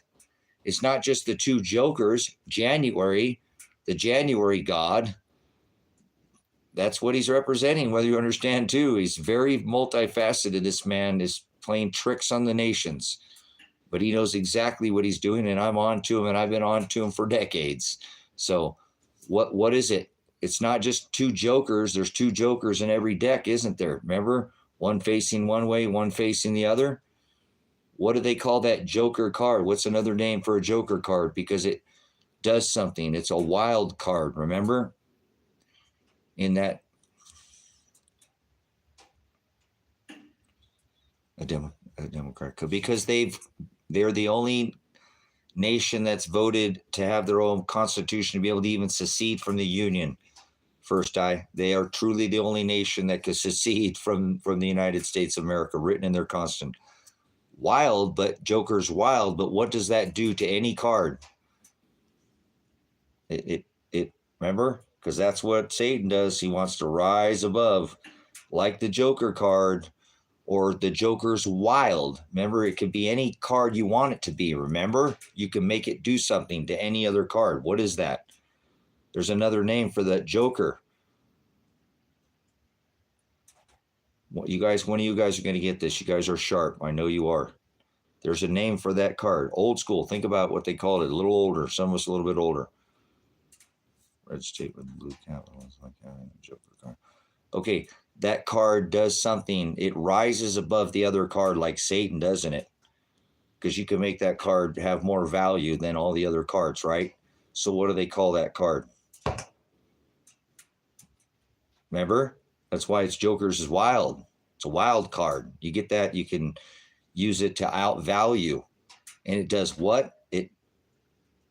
That card, any other card, it Donalds that card, guys. Doesn't it? It Donalds that card, doesn't it? There's your hint. Doom, doom, doom, doom, doom. When are you guys going to get it? Right? The Trump card. Remember, guys? That's why there's two. You got it, first eye. Okay, so these guys don't play around, guys. They're very multifaceted. Don't ever forget they ingrain this in everything and everything they do, you know. Yeah, there we go. The Trump card, guys. The Trump, the Joker's wild, the two-faced Joker. Giannis is his name, and he's the January God. And that is, it's so ingrained in everything, guys. I wish I could let you into everything I know. You know, I said sometimes I wish they could hook me up to the Neuralink and you guys could just hear what goes on in my head all day. You guys like, oh my gosh, Tracy, stop. You know, it's like going in circles, you know. This just doesn't stop till I pass out. So, but it's a pleasure being with you guys. I appreciate you seeing what I'm saying. Thanks for coming in, crypto. Boy, Bitcoin's been doing good, hasn't it? Doing good. I'm seeing $100,000 Bitcoin in the algorithm, guys. Bitcoin halving is coming up. If it does what it's supposed to do, you know, it shouldn't have any problems of hitting that 100. But food will be the new Bitcoin. Gold will be the new Bitcoin. Silver will be or food and gold will be the new crypto. You know, will be the new Doge. So nothing wrong with diversifying though, guys. Yeah. Definitely. Be careful though, because if you pay attention to the last time that there was a tampering down, it was Mr. Drumpf, speaking of Trump cards, and his group of cronies that tamped that back down. You know, it would have hit, I think it would have hit 100,000 last time. But remember, they turned it into a derivative. They've just, a lot's gone on with Bitcoin since its inception, you know. So be careful with it. But as I said to everybody, just make sure that you've covered your, and I'm not into that, but I don't want to see you get in trouble. Cover your taxes on your crypto earnings, and take your money and divide it in half. Whatever you make and divide it in half. So you want to make $10 million, you better have $20 million and give the government 10 of it so they won't come banging down your door, and do good things with that money and be a righteous man and That'll be a life-changing event for you. Good for you.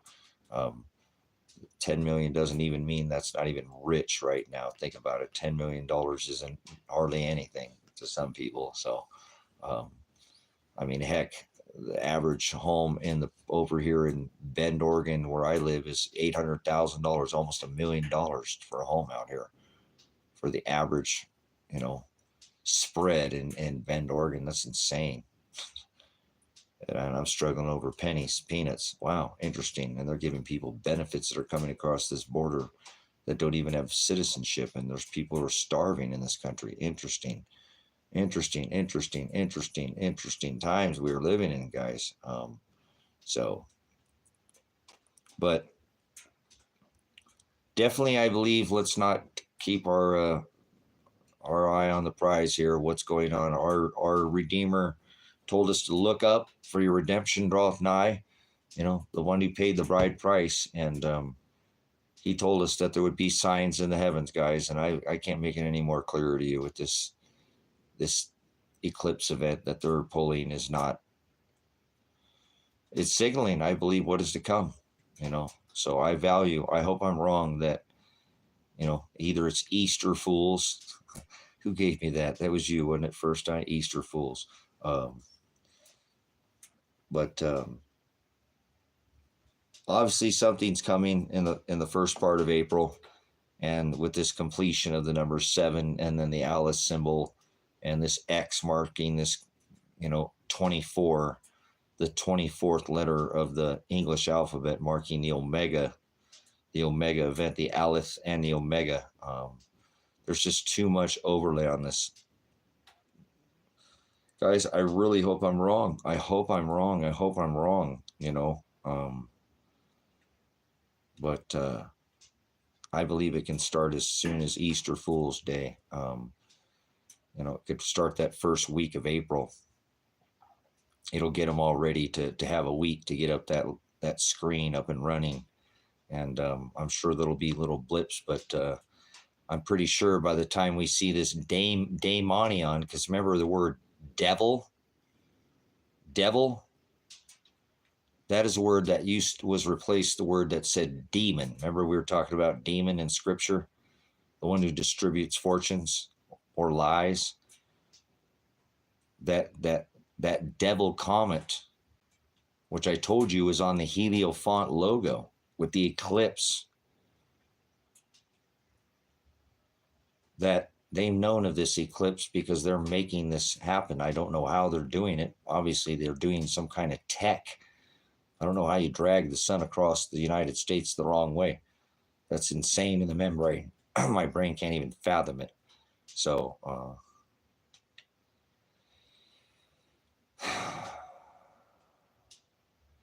I believe it's showing that this country's marked for judgment, brothers and sisters that live in America.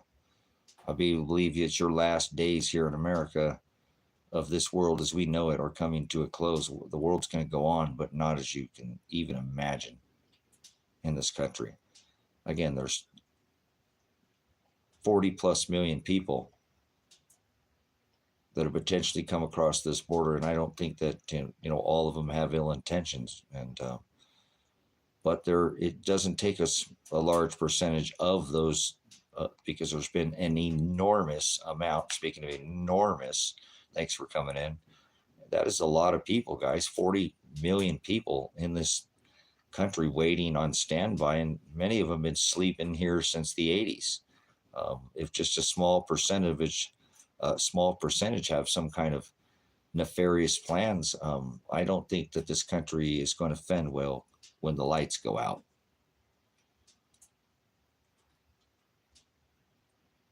Because we'll still have the sun, but I'm not sure what they have planned, guys. You know, they've obviously can blot out the sun, make it dark, you know. So remember that daemonion comet is not the devil comet, because the word devil was not in the original scripture. It was the word daemonion or diablo, demon. And so how ironic it is that they're having their April 8th event. And I've told you again, now I've given you a new and something that's been on my heart about the sign of Nineveh. Remember? The sign of Nineveh. Jonah was, a warning of the coming, what was happening of Nineveh. And here we're going to see this April 8th comet go through 4 Ninevehs, guys. You think that's by chance? They're playing with us. They're toying with us, showing us exactly what I'm telling you. There you go. There's a whole nother sign that I gave you about this eclipse, correct? The 4 Ninevehs that it passes through, the 7 Palestines, the 7 Jerusalems, the crossing in Cairo, Illinois.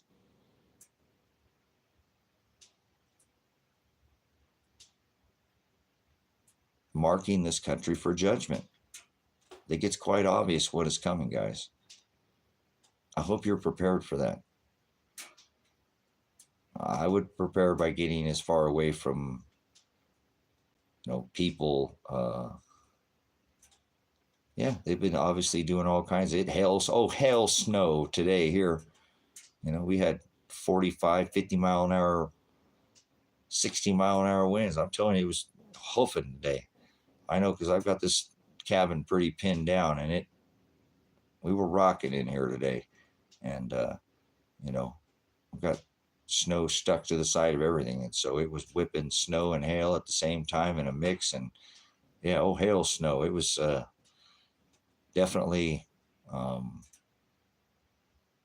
about 8 hours the wind blew out here. So I hope you're ready again, as I said, for weather.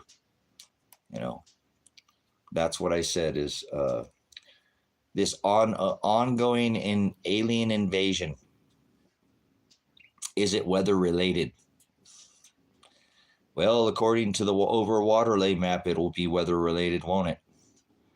When that water comes up, and where they have, probably 90% of these aliens that are here illegally coming into this country, and that's where all the water is going to come up onto the land, where all these the sea is going to wash away the sea of people. What's really going on here? You talk about some really sick things. I cannot believe. I hope I'm wrong about that too. I hope I get that wrong. I hope I'm not right, that when we get pinned in between that magnetism, it starts pushing on our earth, and it says the seas and the waves will be roaring, and the heavens and the earth will be shaken. That water is going to come up onto this land, guys. And it's going to come up in waves, not tsunami, but walls, and it will recede, and it'll pull back, and it'll forth, and it'll be a sloshing. But every time it comes back, it's going to be stronger. Yeah, but look at where they're at, and that's where the overlay map is. So that's why I said an ongoing alien invasion. Is it weather related? So are they sitting and putting all these people in these cities because they plan on knowing that, before 10/24/24, and that's right around the corner, guys.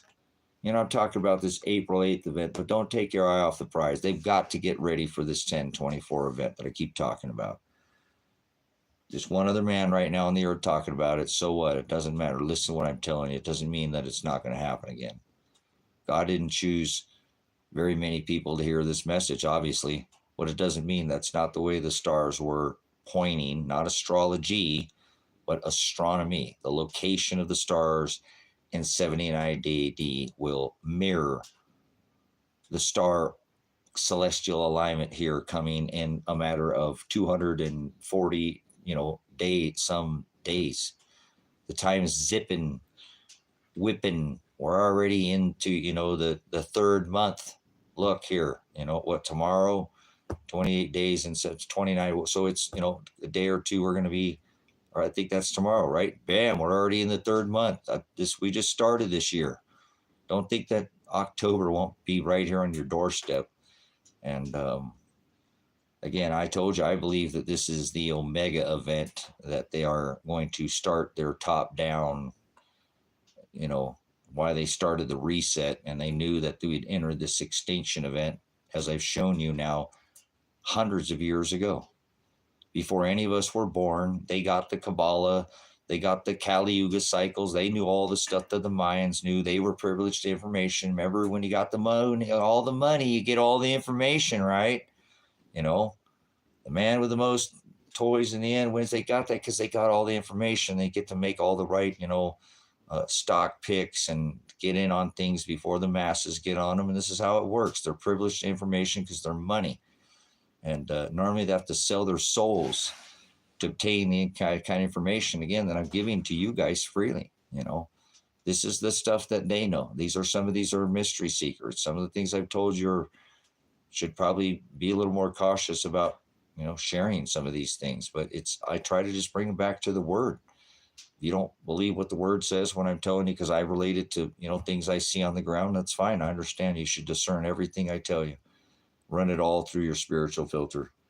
Believe no unrighteous man, believe no man, believe no mammon, believe no mammon, believe a man that's not using that word. And if he's perverting it, then judge him righteously. But I really believe in all my heart of hearts that we are on this mark the earth with their shadow. They're foreshadowing the sign of Jonah. That Nineveh, that's why it's passing through Nineveh. If you know the story of Jonah and Nineveh in scripture, then you know exactly what I'm talking about, of the coming of the judgment. And here we are again, as I tell you, I'm Jeremiah, not literally, but coming with that same message. Do not be dismayed at the ways of the signs of the heavens, brothers and sisters. The heathens are dismayed at them, but please pay attention. All these things that they have put on the ground, it's a custom and a ritual to them as far as I can see. And he told us that they're worthless and we should be looking up.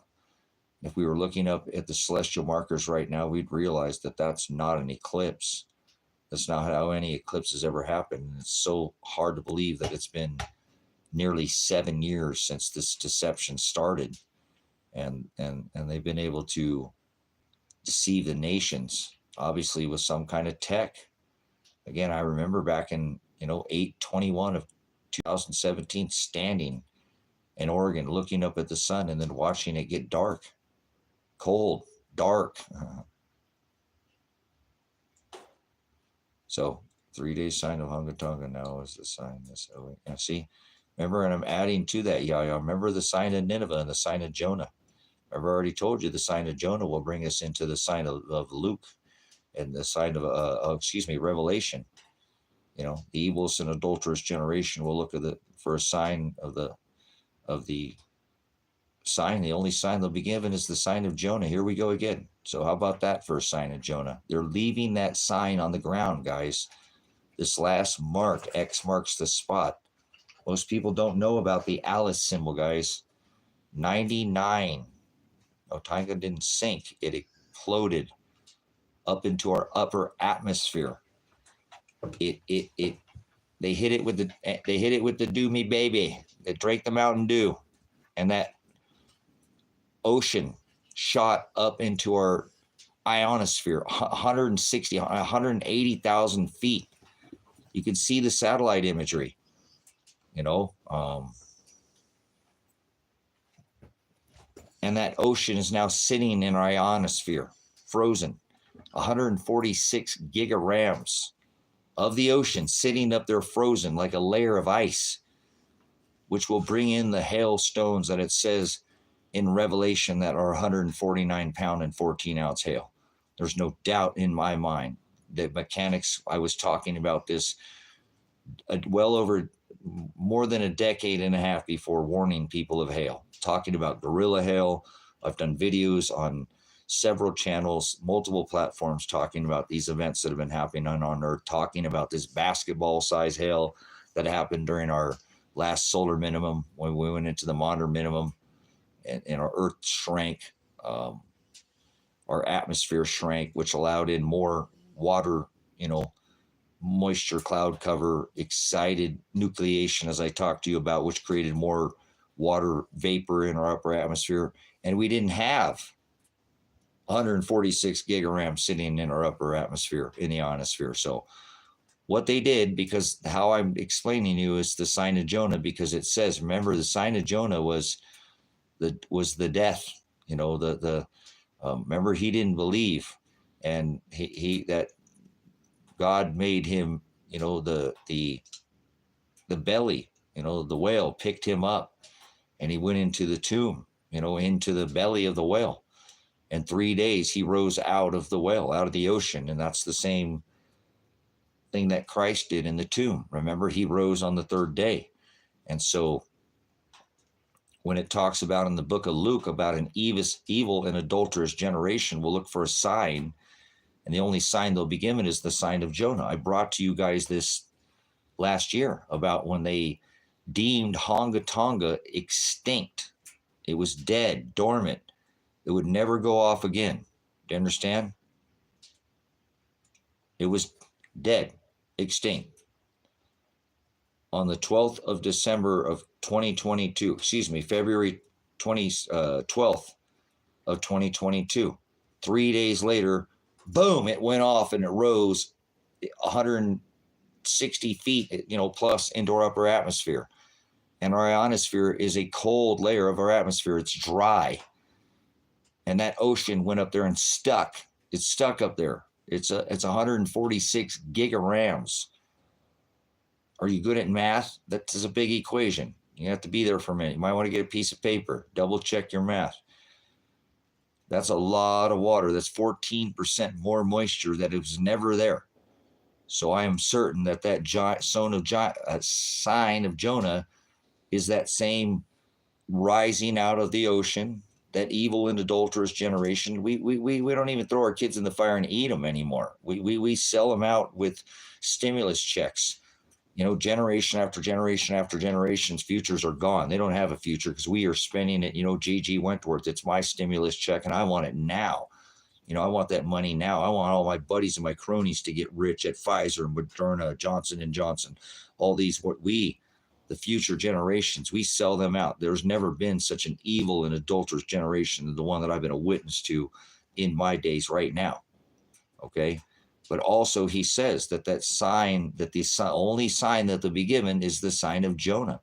And please remember Jonah and Nineveh and the story of Nineveh, the destruction that was coming. And so here we are. One more sign for me to give you again on this Alice symbol, this 7 years that it took to create this X, or this Aleph, on this foreshadowing of what is to come. This Omega event. He said, I am the Aleph and I am the Omega. I am the Alpha and the Omega, and the Omega is the X. That's O is the X is the 24th letter of the alphabet. So I believe in 24, this year, this country, this nation has been marked for judgment, and it's very soon to come. We're literally weeks away from this. You know, we're not months anymore. We're weeks away from this event. Going to happen. The sun's going to go the wrong way again for the third time. I've told you this. It's not the way the sun travels. This is not an eclipse. I called the 2023 October 14th eclipse and nailed it. Not one other person, I believe, on the internet put out what I put out. At 18,000 followers on the TikTok platform, I brought this to your attention. I showed you all my tattoos. Who else do you know that has the December, or has the, I'm wearing right now, I'm wearing the shirt. There you go. I have that tattoo on my body. I have that date. I have this event. I have that red dragon eclipse. I've shown you this. I have this event tattooed on my body. Why have I had this tattooed on my body since then? I've had this on my body for over 7 years. Some of this stuff I've had that I've been telling you of these signs. I mark my body with these celestial markers so that I can come and teach this. So I know that somebody may have taught it, but they sure in the heck didn't go into the detail. You know, with the eclipse and the way the horizo and the birth of Christ and the Shiloh sign, and the first and the second, and all those. Remember, it's all here. I have all that. And he led me to do this because I want to share this message with you. This is my moment, guys. This is what he put me here to do. Obviously, I don't see anybody else doing this other than I. And I'm not looking to do anything but the Most High lift and glorify him up and edify him, that because he gave me and brought to this understanding. He gave me the time and the effort to study this for the last 3 decades, to even take the time to sit down in the chair and have the money that it took to. I don't have any skin showing, guys. If you notice, there's no skin showing. I don't want any skin showing. I want it all to be ink. So I'm going to make sure I pay for it. It's going to cost me a lot, but I'm going to be covered from top to bottom as his testament. If I'm going to go there, I might as well go big or go home, is how I work, period. I can't do anything lightly. Just can't, unfortunately. So this is my time, guys. And so you don't have to believe a word I say, but I'm telling you what, as far as I've seen, this is a and I asked him, hold on a second, Matthew was on his faith. So the Lord put in my heart. So to disciple him and tell him true gospel. Cool. We'll just bring him, Matthew, just bring him to the narrow way. It doesn't need to be super over moderated. Who blocked you? I don't know who would have blocked you. Yeah. Please don't over moderate. I have to say, I think, and I appreciate your moderation, but that's over moderating. Let's not over moderate this channel, please. We've had this discussion. That's over moderating. That's just I like keeping it clean, but that he's making a difference. Decipher between, maybe he was asking if I was speaking to hail or hail. Do you have a hail plan? And maybe I'm not talking about going to HE double toothpicks. So please don't over moderate. I do appreciate you being in here, but I've had some people come in and say, man, I didn't even hardly say anything, and you guys are just throwing everybody out, and I believe it's you. So please just don't over moderate the channel. Again, I don't know how long you put somebody in timeout for, but anyways, I'm done talking about it. Please just stay with me and don't over moderate this channel. I want people to have some bit of a voice. But we don't keep company with vipers, and I don't like a foul mouth. You know that, so I appreciate it. So everybody, the same thing applies to all the moderators in here. I didn't give you moderator status to over moderate. Give some people a voice, but don't a couple times. Give them a chance, guys. Again, let's have some, if they're just foul, if it's obvious, then they don't need to be out of here. But First has been in here a long time. Some of these, hopefully you would recognize some of these people that have been coming back here time and time again, like Babylon got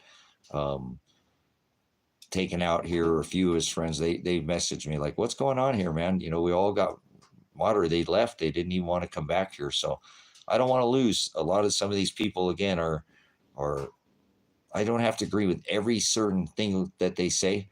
They don't need to be a mirror image of me, but because a lot of people are their path to the Father, it takes relearning. I think about 70% of what I've come to understand is because I've had to relearn it. Really, to go back and unlearn what I was taught incorrectly. So remember the word. We have to keep reproving that word. We have to keep going, and this is what we do with the brothers and sisters. So let's not especially over moderate our brothers and sisters that are truly in the narrow way. And so they're not going to be perfect. Yeah, nobody is. I'm not a perfect man in any way. Okay. I have my flaws. We all have our flaws. So I appreciate you being here and coming back, and you spent a ton of time in this channel. And I believe that you've done a remarkable bang up job of getting a lot of the just filth that comes in here. But seems like obviously we're having a lot better results here than we have had obviously over the past couple of weeks, where there was just a lot of filth coming in here. So, and remember, it's the youth, but I'm not seeing it as much right now. So I think the filter's working. I think I got their attention, telling them that this joy filter is not working, because I don't make streams for children. I'm not saying that I don't care about the kids, but this is an adult conversation, and so let's keep it that way. If we're all adults in here, let's not over moderate each other here. And but again, thanks for coming back. Yeah. So no worries, no worries. Okay, guys. Again, I don't know if this means anything to you or not. You know what I'm saying, but to me, I think it's quite obvious to me what these people have signaled what is going to happen with this country. So just hear it in your ear, and you don't have to do. I'm not asking you to change your life, but I'm asking you to consider that, you know, this isn't an event that just took one. It wasn't just one event. This has been three separate events where the sun is going to go the wrong way three separate times. Three separate times the sun is going to travel the wrong way. Eclipses don't happen in the fashion that they're telling us. Just because of people's ignorance doesn't make that an eclipse. I've showed you in great lengths now, as I've got up on the board and showed you what a horizontal eclipse is, and that was the birth of the king. That's why it's so special to me, and that's why I have, you know, what, four or five eclipses tattooed on my body. You know, 3-4 eclipses tattooed on my body. You know, because it is important to me, and I've been paying attention to this. It is everything. The birth of Shiloh is the understanding of how the circuit and the way these heavens worked, and to know what the Magi know, you know, to be wise enough to be able to know what the wise men, the Magi, knew. And now to know, to take that sign and then watch for the signs in the time, as he said, there will be a sign in the heavens of the second coming of Christ, as he gave the great sign in the heavens of the Virgin. You know, the sign of the, another sign in the heavens, the great red dragon, all these celestial markers that,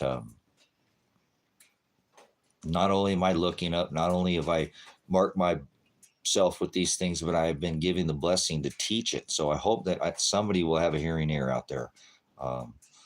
And again, I'm not asking you to believe everything I'm believing, because, again, some of the things that I'm telling you is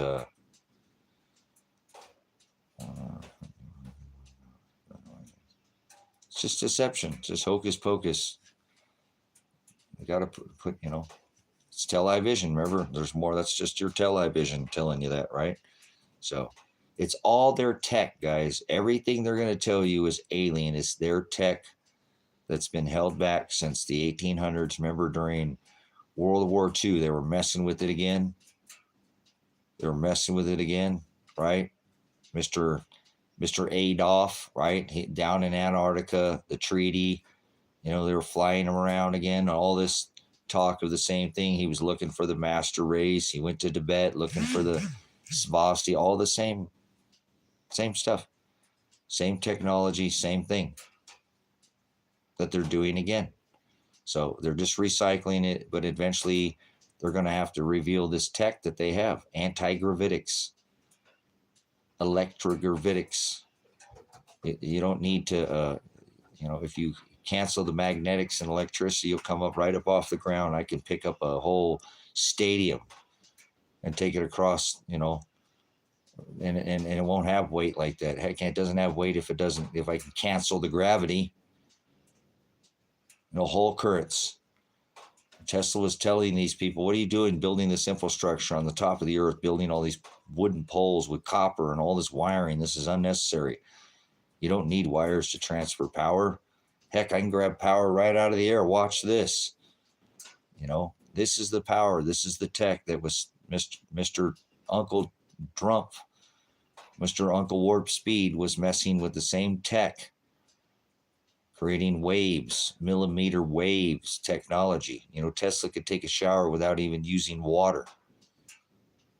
He had technology that we don't use, but it doesn't mean that it's not been available. Well, no, it hasn't been available because there's a family that's been holding it from you. And that's Mr. 45 and his uncle, Trump, Mr. Warp Speed. Boy, he's going to bring you back to the future here real quick, isn't he? Mr. 88. Yeah, right. 88 is HH, which is his house is decorated with 88. That's why his gematria numbers equal 828. 88 is his number. That is his gematria number by his birth. When you put it in the gematria calendar, that's what his whole house is decorated, again, with the bringer of the disease, And the cure of the disease is 88, the one that was the seventh king that would be revealed as the eighth king, the one that was messing with this technology. And, oh, they gave him this technology during World War II. Remember the little guy with the Charlie Chaplin beard? Remember the Chaplin guy, right? That was Time Magazine's Man of the Year 2 years in a row. Don't forget who he was. People reveled after that man, just like they do after this knucklehead. The guy that, the one that's his face with the one that rhymes with the word orange, that president, right? So, no, they have this tech, and we should have never been and went to Desert Storm, Desert Shield, Kuwait, none of these things, none of these oil wars, Afghanistan, none of it. None of it was necessary. There was tech where we never needed to go fight over oil.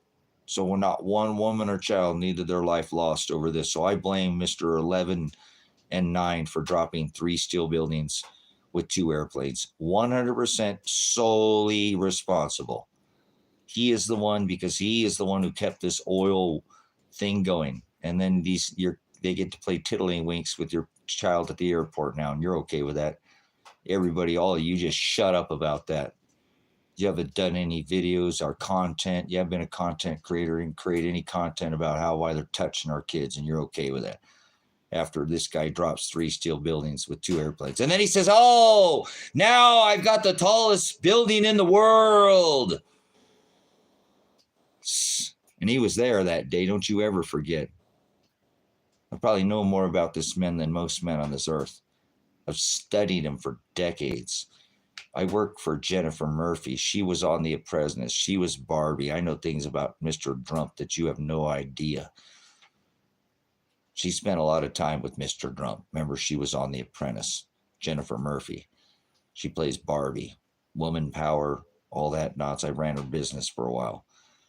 She wanted something from me. I wasn't giving it to her. I wanted information from her. So I ran her business, and I ran her for all the information I could get from her until obviously it wasn't giving her what she wanted, and I was done. Made her enough money and cashed out. I got the information that I wanted. So I'm very aware of Mr. Drump and a lot of things that people have forgotten about, Oh, I'm going to invent a microscopic line of cannibals, and I'm going to spare no expense, such blasphemy, when they ask him about being a rich man, and he denies it and plays stupid like he doesn't know. And then he actually quotes the scripture. Oh, where it talks about it'd be easier from a camel to pass through an eye of a needle than a rich man through the gates of heaven. Well, no worries. We're inventing a microscopic line of cannibals, and we're sparing no expense. That's your 45th pretendant, the bringer of the disease and the cure of the disease that he has his house decorated with. So,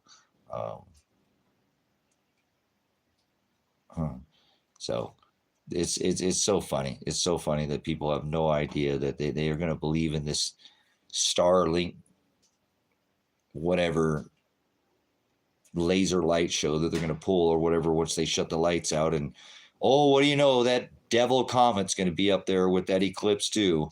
Remember what daemonian means? A distributor of fortunes. Don't you find that ironic that this comet will be in the night sky during the eclipse, and that means a distributor of lies?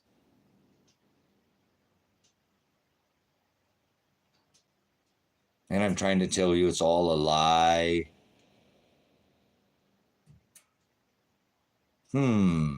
Gee, isn't that ironic? So I don't know what else to give you any more signs that you need to see that this is the big bunch of hogwash. And I believe it shows what is about to happen to this country. They do this, guys. It's called virtue signaling. Virtue signaling. So I hope I'm wrong. I hope I'm wrong. I hope I'm wrong. I hope I'm wrong. I hope I'm wrong. But I don't believe again that I'm going to be. So enjoy these days of talking to your friends and your family. And I'm not to get you inside any panic, but what if they decide to say, okay, that's enough of this freedom here in America. We're going to do a top-down lockstep, because we got to get ready for this 10/24/24 date where we know this water's going to start washing up onto this. We've already moved the state capital, Colorado, under the Denver International Airport. We've already taken over all this land over here on the West Coast. We've taken over all these, parks and national parks and all. We've got most of the land over here. We don't want nothing to do with the East Coast. We ain't trying to take over anything east of the Rockies. You guys can have that. That's all going to be covered in water. Yeah, the water will wash back out, but you ain't going to grow nothing there for a lifetime. Just like at the time of Nebuchadnezzar, where he had salt. Boy, isn't this a parable of the same time when the temple was destroyed in 70 AD and 79 AD? We were in that celestial alignment. Yep, they were scattered, right? Put into they were sent into the desert for 400 years because they didn't listen to the Father, and he had Nebuchadnezzar come in and plow salt into the land so they would never be able to go back there for a lifetime. That's why they wandered over to Syria and modern day, Iraq, Babylon, and well, here we go again with salt on the land. What do you know, guys? What do they know? They know what I know, what I've shown you. There's no way that overlay map that I showed you matches like a hand in a glove. A near perfect matches the land of the federal land that they've taken over or have now, it's in their control, one way, shape, or form on the West Coast. And they've got nothing but some of the highline areas on the East Coast and just little tiny tips of these tops of these highline areas. They know this event's coming. And I believe they know it'll happen before 10/24/24, just like I've been telling you. So I believe that this lead up is, they've got to get control of people before this happens, guys, before this water starts potentially shifting and we have this tidal, global, every continent is going to experience this, not just America. Okay. The judgment that's coming for America is obviously marked for April 8th. The 10/24/24 date is, you still got some time, but I sure hope they don't pull this event on April 8th to make it harder to get access to things when you could have gotten down yesterday and bought teepee for your bunghole and got some extra long-term food storage, bought a 50-pound bag of rice, 3 or 4 of them for your family so they weren't left without. They got something in their bellies, so you're not out there hurting somebody else to feed them because you're not motivated or thinking with your head. Now you're thinking with your gut. And when you think with your stomach, you do not think with your head. So, yep, 10/24, the same thing I've been rattling about for 5 years, 10 years on the internet. I've been warning of this coming of this celestial marker, of this gas giant alignment that's going to be the same thing about the time of Christ. This is the same thing. I ain't predicted nothing. I ain't no prophet. I'm telling you, this will happen. This is what it was like at the time of Christ. At the time of Christ, our magnetosphere was at 100%. At that time, at the 79 AD, it tore this earth to shreds. Vesuvius went off. Pompeii, the city was covered in ashes. Volcanism was at an all-time, high. This earth was in an upheaval event. And the protection from our shields, the magnetic canopy, the magnetic umbrella, the protection, if you will, called our magnetosphere, was at full 100% strength. And this earth got rocked back then. I encourage you to research the year 79 AD and research this gas giant, the 4 Jovian stars, where they formed a square in our outer solar system. And here we go again. We're going to get pinned in between this magnetism. And this time our shields are weakened by 25, potentially % more now, because we're still in solar maximum right now. The sun's still hot, bright white, and I don't see this puffing up and getting any better. Like I've told you, during the solar maximum, blows it up. During the solar minimum, it comes down. We've had 3 solar cycles of stepping down the level of activities. This is where our atmosphere, this ain't coming back anytime soon. There's no fixing this. Actually, we have about another year and a half of solar maximum, guys. And then we're going to go into a solar minimum. The next solar maximum won't come until 2034. Okay, we got a long road down the hill once we peak here come about a year, year and a half, but we still have another, you know, we don't have a year to get to 10, 24, 24. We got 240 some days, you know, and there's not going to be very few places on this earth that are not affected by this. I'm certain of that, you know, whether it be weather events or this water tidal shift. The whole earth is not going to get flooded. This is not a whole flood the earth event. I'm not talking about that. This is a shift in our tides. I believe it'll start in the month of in the first part of October, maybe mid-month. You know, I'm calling a little more earlier than David is, Dubai, but on Adapt 2030, not Agenda 2030. They've been very, very, very aware of this date and this celestial alignment, guys, for hundreds, if not thousands of years. I already showed you the celestial Maltese cross, showing that we've come into the 12,000 year cycle on December 2021 of 2020. We came into the 12,000 year extinction event, or we came into the 6th extinction event on Earth. They're not hiding this from you. You can find all this information. It's not being hidden. They're just not coming out right and, you know, blasting it on the media. But it doesn't mean this information is not out there. There's not peer-reviewed journals, and there's plenty of people backing this information, because the Earth's core data, ice core data, you know, paleoclimatologists that go through the strata, the layers of our Earth can tell, you know, what has happened on this Earth before for hundreds of thousands of years. And so many of these things are cyclical, and what I'm telling you about is not a prediction, it's a cycle. And we're here again, and these stars are going to line up. The 4 large gas giants, that is Jupiter, Saturn, Neptune, and Uranus, are the 4 largest Jovian stars in our solar system, and they form a square, and we get pinned in between the front 2, Jupiter and the largest gas giant, Jovian gas giant, and Saturn. And I believe that I've done videos on this. They're on TikTok. I'm sure there's I've got videos I've done multiple videos about this. I'm pretty sure I've got one here on the Predestined for Light channel here on, if you go back, I'm pretty sure I show, you'll see it as 10/24/24, or if not, go on my TikTok channel and you can pull all those videos from over there and share all my information you want to every platform. Be careful sharing that water overlay video. You'll probably have your stream and your channel taken down. That I will not encourage you to share. You're more than welcome to share that video, but I'm warning you now, you will probably have your channel taken down or restricted if you do my overlay video where I show you the federal map of all the lands that are owned by the federal government and they've taken over in America right now. And then the overlay map. I don't think they are concerned about the overlay map. It's that I've shown you that I've discovered that the same exact land mass that's, you know, not covered by the water is the same mass that they've overtaken. That's not a coincidence. And I don't believe that's something that's going to happen 2 or 5 years from now. I believe it'll happen in this magnetic pinch that our Earth is going to be put in, that they're not talking about. They're not telling anybody about that. But they have said we are going into this, you know, we're in it already. You don't have to wait to get ready for anything.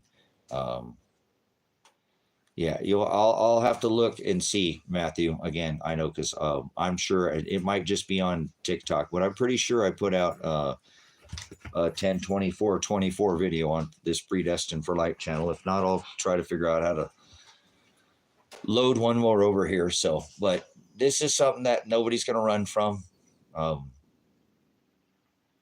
And I hope to God I'm wrong about both these events that I'm telling you about, but I'm about 98% certain that I'll get both of these ones right. I've been right about a lot of things in the past because I'm not making a prediction. I'm telling you what it is that they're saying. I wish I had a better date on this whole raising and lowering of the oceans of a 400 foot to 100, you know, between 100 and 400 feet, the oceans raise and lower. On a side, I have been able to determine what kicks that and what causes that, and there obviously is something that has done that over and over on this Earth. We see it on our coastlines. Like right now, there are or literally cities sitting underneath the continents that you can go take scuba diving trips and see these, you know, these cities that are sitting between 100 to 400 feet. This is where your story of Atlantis and all these other bodies of this, you know, Earth that are that's strong and stuff. Huh. Interesting. But so I believe it's going to say 10/24/24. I'm sure it'll say that date on it, 10/24/24. So if not, you know, again, I didn't do too much on this YouTube channel over here. I only had just a couple few hundred, and I was already, you know, my IP address over here is very well known by the YouTube, you know, algorithm. So I did a lot of my work. I was actually producing content over here, and you know, I came from nothing, you know, up to a few hundred, which is not a bad, you know, just get off your feet or whatever. But my son told me to go over to TikTok and said, "Dad, you're gonna make a lot more followers. You're not wasting your time here, but you'll do a lot better." And I went over there and I got that channel up to 20,000 followers before I put out this overlay video. So look at the numbers. Just look at the numbers on the channel, on the Predestined for Light. If you can get on TikTok, and you'll see that all the numbers are large, you know, 8, 9, 10, 12, 15,000 views on the videos on an average, you know, 10, you know. And then once I put out the overlay video of the water in the federal government, and then I put out the Second Amendment audit, that was it. That channel, look at the video channel. They took my live stream down that same week. I did one more live stream after they'd already banned me once. When I did the overlay video, I came back up. I put the police video up. Bam, my channel was, I'd never been able to live stream since. And I don't get any traffic to that channel, no matter how much I pushed it. I couldn't even get traffic to it before I ended my, before the live stream was taken down. And I tried my, you know what, I think the overlay map is showing on the video when you're going to TikTok. Cool. Well, obviously it is what had my channel taken down, because you see every video I tried to produce some content after that and it doesn't get any traction. And my live stream is, I can't find anything on what my screen says. I can't find another thing on how they said that my stream is banned or whatever. It's my content violated and and, you know, I don't even know what I said that day. I was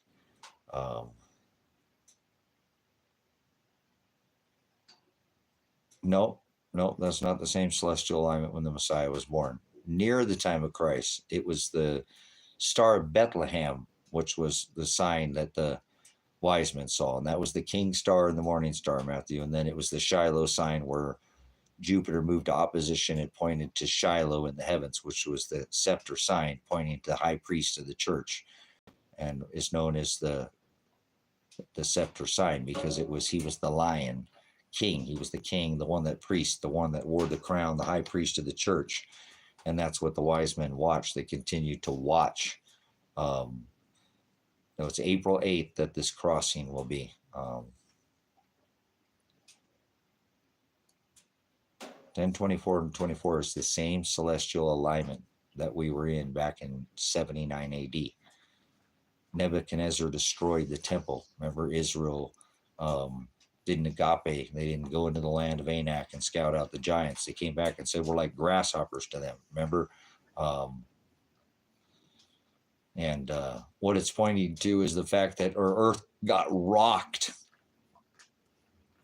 So, no, I'm not saying April. I'm never picking a date when the Messiah was born. He was born when the sheep were in the pasture, and that's not in the month of November, October, November, or December. So I don't pick a date. If I had to think of a date that Christ was born, I would put it at 9/11, September 11th. That would be, but I don't want to pick a date. So that's the date that I think Christ was born. Do the math on it, reverse, do it, and you'll see why I think that. Do your own study, and you'll be able to come to the conclusion why I believe he was born on 9/11. But yeah, in the month of September is, I believe, Christ was born, not in April. So, but do your own studies on that. I don't care when Christ was born. It doesn't matter. We don't celebrate birthdays, so it doesn't matter when he was born. We need to celebrate his death, and that's what he tells us to be better to celebrate his death, more than the birth. They didn't celebrate birth dates at the time of Christ, so his birthday is absolutely irrelevant in my eyes. Like, the shape of the earth, it's irrelevant. Sure, we can talk about both sides. I just told you what I felt, and I've done my own homework on it, and I can give you a 3-day lesson on why I believe it's 9/11, but I'm not going to do that. I'm going to keep that one to myself, and you do your own homework, and you can probably decipher why I've come up with that date. So everybody has their own date, but it surely wasn't on December 25th, because that's the birth of the sun god, Satan, Apollyon. So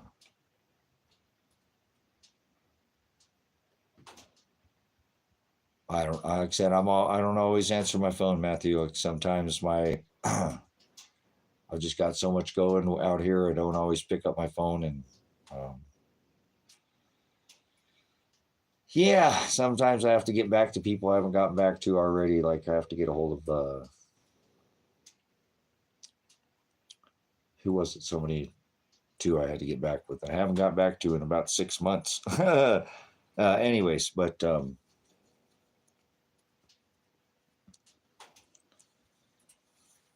either way, if I'm around or something, I'm not having my hands full or something, I'll try. But normally once I'm done on here, I'm pretty much done for the night, and I don't normally don't stay on. Definitely try to catch up with you earlier in the day, though. And I know we have a time difference.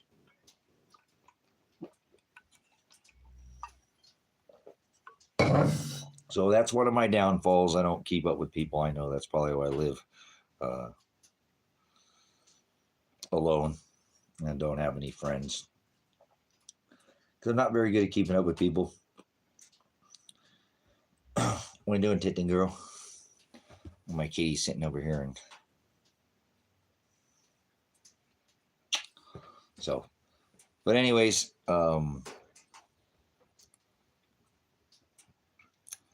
please be doing something. Please be ready. For those of you in America that this will affect, I believe this will affect all my followers that live in America, and they will be affected one way, shape, or form. This will be like a COVID thing. I don't particularly want to split hairs with you, believe me or not. If you don't believe me, then don't do anything about it. But if you see any validity in what I'm telling you, what I'm trying to convey to you is that obviously they have marked, this place. I don't know how many times you can mark it with a judgment marking, whether it's an X or an Aleph, or 7, or all these things that I keep bringing to your attention that marks this place for judgment. But like the COVID, it doesn't matter whether you believed in it or not. It had worldwide effects. So I don't think this would be a worldwide effect on the April 8th. I believe this is an America-only event. And your 10/24/24 event, even before that, will be a worldwide event. But this is an America-only thing. So if you live in America, I hope you have every battery that you need. I hope all your gas tanks are filled up, plumb full. I hope your propane tanks are filled up. I hope you got plenty of water in your water tanks and they're filled to the top. I hope you got a good first aid kit. I hope you got all the meds you need. I hope you got every single backup, whether you're diabetic, you got extra insulin, whether whatever ailment that you have, I hope you have extra oil. I hope you have extra oil for your machinery. I hope you have backup heat source. I hope you have a way to heat your home if the power goes out for days, weeks, months at a time. Who knows?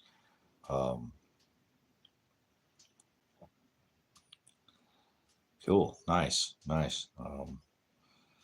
But again, I hope you have enough teepee. I hope you got lots of extra toilet paper. That's a really nice luxury item to have. Some countries, they don't even use toilet paper, guys. But I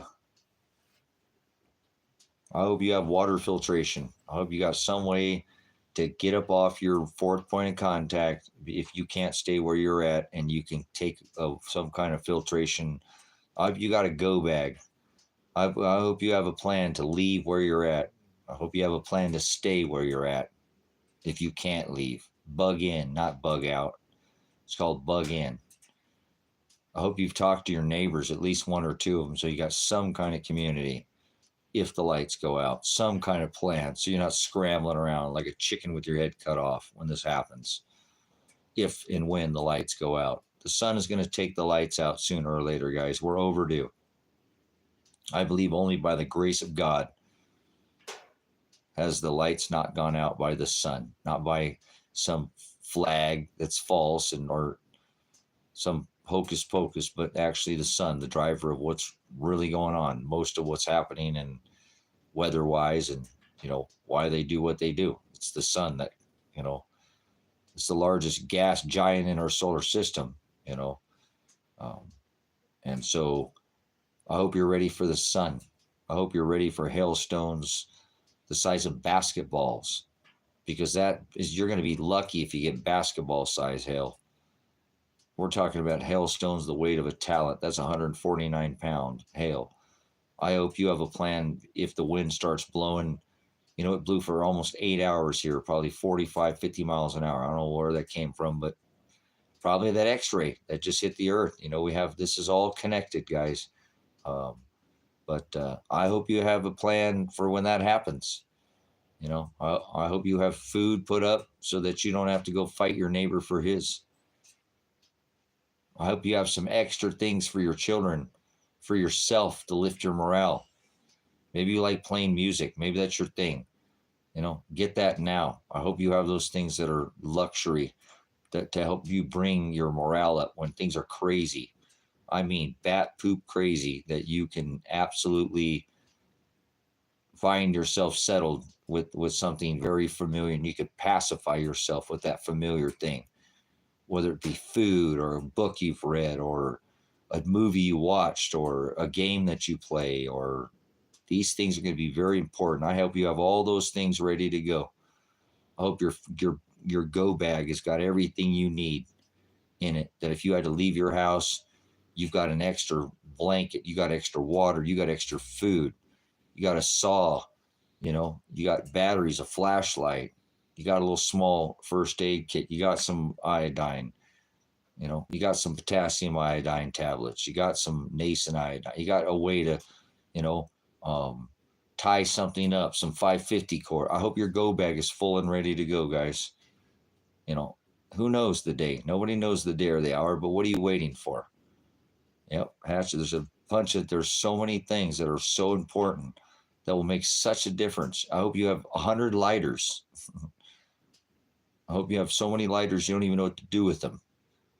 They'll be very valuable, guys. Be a great trade item. A lighter will be extremely. I hope you have a flint. If all your lighters get wet, I hope you have a striker and a flint so you can start a fire. There's a lot of things you could be putting away. I hope you have a compass. I hope you can read a compass. I hope you can shoot a back azimuth.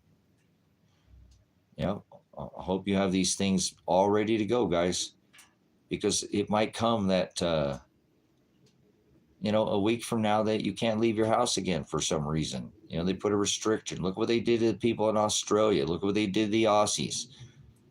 They wouldn't let them go like 15 minutes from their house. So think about, make a list today if you can. Actually, I don't want to stay on here too much longer. I'm kind of wearing down here a little bit.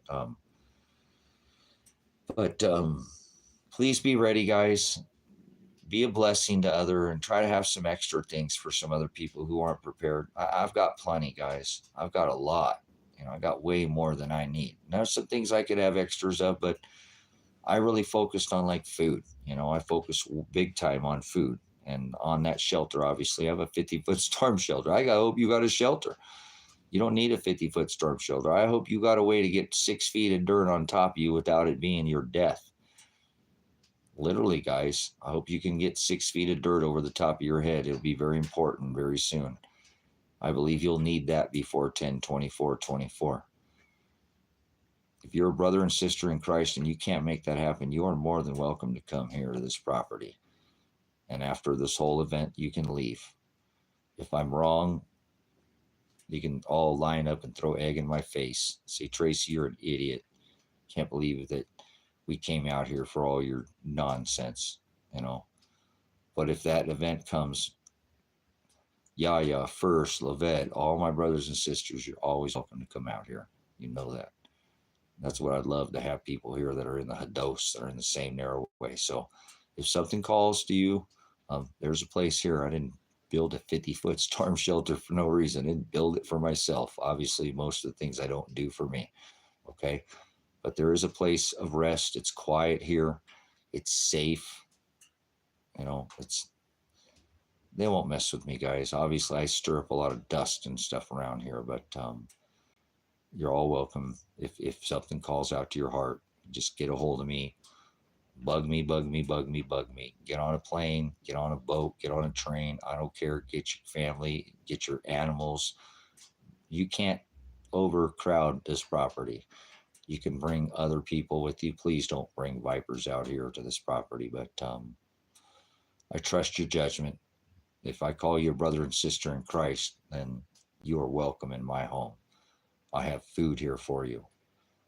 I have things, a way to put a roof over your head. You don't need to bring anything but yourself. Actually, I don't need you to bring anything, okay? If that time comes and your gut tells you to go, go. Listen to it. Doesn't even need to be a permanent thing. Hey, it ain't easy out here, but we can make things improve, you know. So you are all invited. You know, all my brothers and sisters have been coming back here time and time again. Um, and if you decide to stay here, you can build your own cabin and just stay here. You can have a second home or something, rent it out or something back there. So I invite you guys to come out here. If any of this means anything to you, and if you think that that's something that, you know, I believe I'm in a safe place. I've done a lot of homework. I didn't put myself, God has obviously called out to my heart, but I believe that I'm in a much safer place than most people in the United States at this point in time. I'm at 4,500 feet. I can get access to, you know, a drive and be at 8,000 feet in a matter of, you know, minutes, you know, less than an hour. I can see that mountain from here. It's 8,000 feet, you know. Table Rock is over 6,400 feet or something. That's just right around down, you know, Shotgun Pass around Table Rock there to the backside up the top of it. Then we go and we're at 6,000 feet, you know, looking over the whole valley. You got a 360 view of this whole valley. It's a beautiful view up there, just gorgeous up there, just absolutely breathtaking. You can see Table Rock, you can see the Black Hills, you can see Crack in the Ground, you can see all the features out here. You can see the Cascades, you can see all the tuffs that are on the edge of the ring of the Great Basin. That's a beautiful view. And it's the icon of the valley, and it's my backyard. It's in my backyard. So I've got plenty of room for you if you guys decide that, hey, I'm going to go out there and take a vacation, hang out with that old man out there in the desert, or stay put, guys. But please just do something about it, please. Just do something to make that day a little bit easier if that day does come here. You know, we're not that far away from that day. And it'd be wise, you know what, if you put up some extra food, a little food storage, you had some extra batteries or something, you didn't use it, so, well, no big deal, guys. It's not going to be the end of the world if you have extras. You know, it's not like I'm telling you don't prepare, right? You know, and then it goes, no, don't prepare, don't worry about it. No, you guys, God will send a boat during that day and he'll take care of everything. God always provides. You know, yes, he does, but we have to put some legs on our faith, guys, and belief is a verb. So if you truly believe in the cause, then you're going to be putting some action. And I believe in what I say, guys. I don't have a 50-foot storm shelter out here. I don't live at 4,500 feet. I don't live away from, you know, 100 plus miles away from a Walmart because I think everything's all kosher and la-di-da-di out here in America. You know, I think things have been broken down, and it'd be wise to be pacifist at this point in time and not try to fight anybody for anything and actually put yourself away from the, you know, the chaos and That's what I have. I have a beautiful place. You can lay anywhere on this property and hear that still voice inside your head. And I don't care if I started hooping and hollering over here, you probably wouldn't hear me. So, um, all right, guys. Much love, much agape. Um, I don't think I could do any more time here tonight. I'm pretty whooped, and I need to feed these animals. Um, it's kind of a long day out here getting ready for the wind, with the wind blowing and the firewood and some of the other stuff that I had to take care of. There was things that were blowing around here. The wind, like I said, guys, probably blowing between 40 and 60 miles an hour out here. I don't know where those straight line winds picked up, but it was blowing sideways. And so I was out there working in the blowing snow and earlier today. Kind of that cold just wind took it out of me today. I don't know what it is, but I'll be back on here again tomorrow. If I don't know, maybe make a cup of coffee or something, jump back on here later. But I don't even know what time it is. But I'm feeling a little bit tired for some reason. Not like that. Just need to relax. My back is yeah. I need to sit down because I kind of been up a little bit earlier. Yeah, that pushing that darn wheelbarrow full of firewood up that thing. I made a big huge load. I put too much in that in the wheelbarrow. I probably put I put two loads instead of one, and it took the walkway was full of snow, so I was really cautious not to slip. And I think I kind of, I don't know. So I'm always doing something to my darn self out here because I have to overdo it. So, um, okay, much love, and you guys again. I appreciate everybody who's contributed amazing comments and helped moderate this channel and keep it what it is. We're gonna push over 3,300 subscribers here probably for this weekend's up here. We might even hit 35 because I'm sure on Friday and Saturday we have a little bit more traffic to the channel. So definitely try to keep it more gospel, maybe oriented to here over the next couple live streams. And but I really want you to focus on the weather, and prepare for that because I believe it will dominate this earth very soon. And nobody's going to care who the president is, and nobody's going to care about anything but, oh man, I can't even get to the store anymore. It's just the weather's too extreme. Can't go outside. It's like a microwave. All these things that I'm talking about. So, all right, guys, enjoy your evening. If I don't see you again, I'll see you tomorrow. I'll try to get up here and take my cross up again here tomorrow.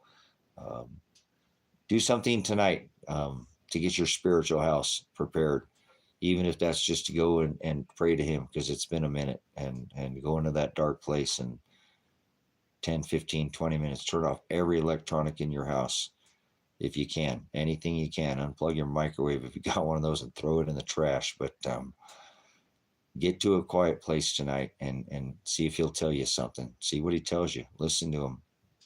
I think he might have something to say to you. He talks to me a lot. So please try to do that and get that spiritual house ready. And he'll tell you what you need to do. You know what I'm saying? But you got to get there. You got to get to that quiet place. Okay. If you can do that for me tonight, please. All of you guys, and I know we're all busy people. We got lives, but go somewhere quiet tonight and just talk to him. Don't ask him for anything. He already knows what you need. Okay. Please don't ask him for anything. Just let him tell you what it is that he has to say to you. And try to quiet the voices off, get to that still quiet place. And it's a beautiful thing. Maybe he's going to tell you something that you don't want to hear, but listen to him because he knows what he's doing. All right. Much blessings, brothers and sisters. Thank you so much for your follow. If you're following me over on the TikTok platform, thank you for your subscription over here on YouTube. If you want to be, again, if you're a new follower, I don't think we have anybody new in here. But again, all my brothers and sisters are welcome to be here with me if you like. If you want to get notified if I go live again and you just stumbled into me tonight here, I see maybe a ninth person in there. Maybe there's a couple in you hanging out that's new. Hit that subscribe button. Hit that thumbs up. That helps the algorithm. And if you hit that bell button, it'll notify you the next time that that I go live, I put out some content on this platform. All right, guys. Much phileo. I'm fond of your guys' time. I have such an affection, and always agape.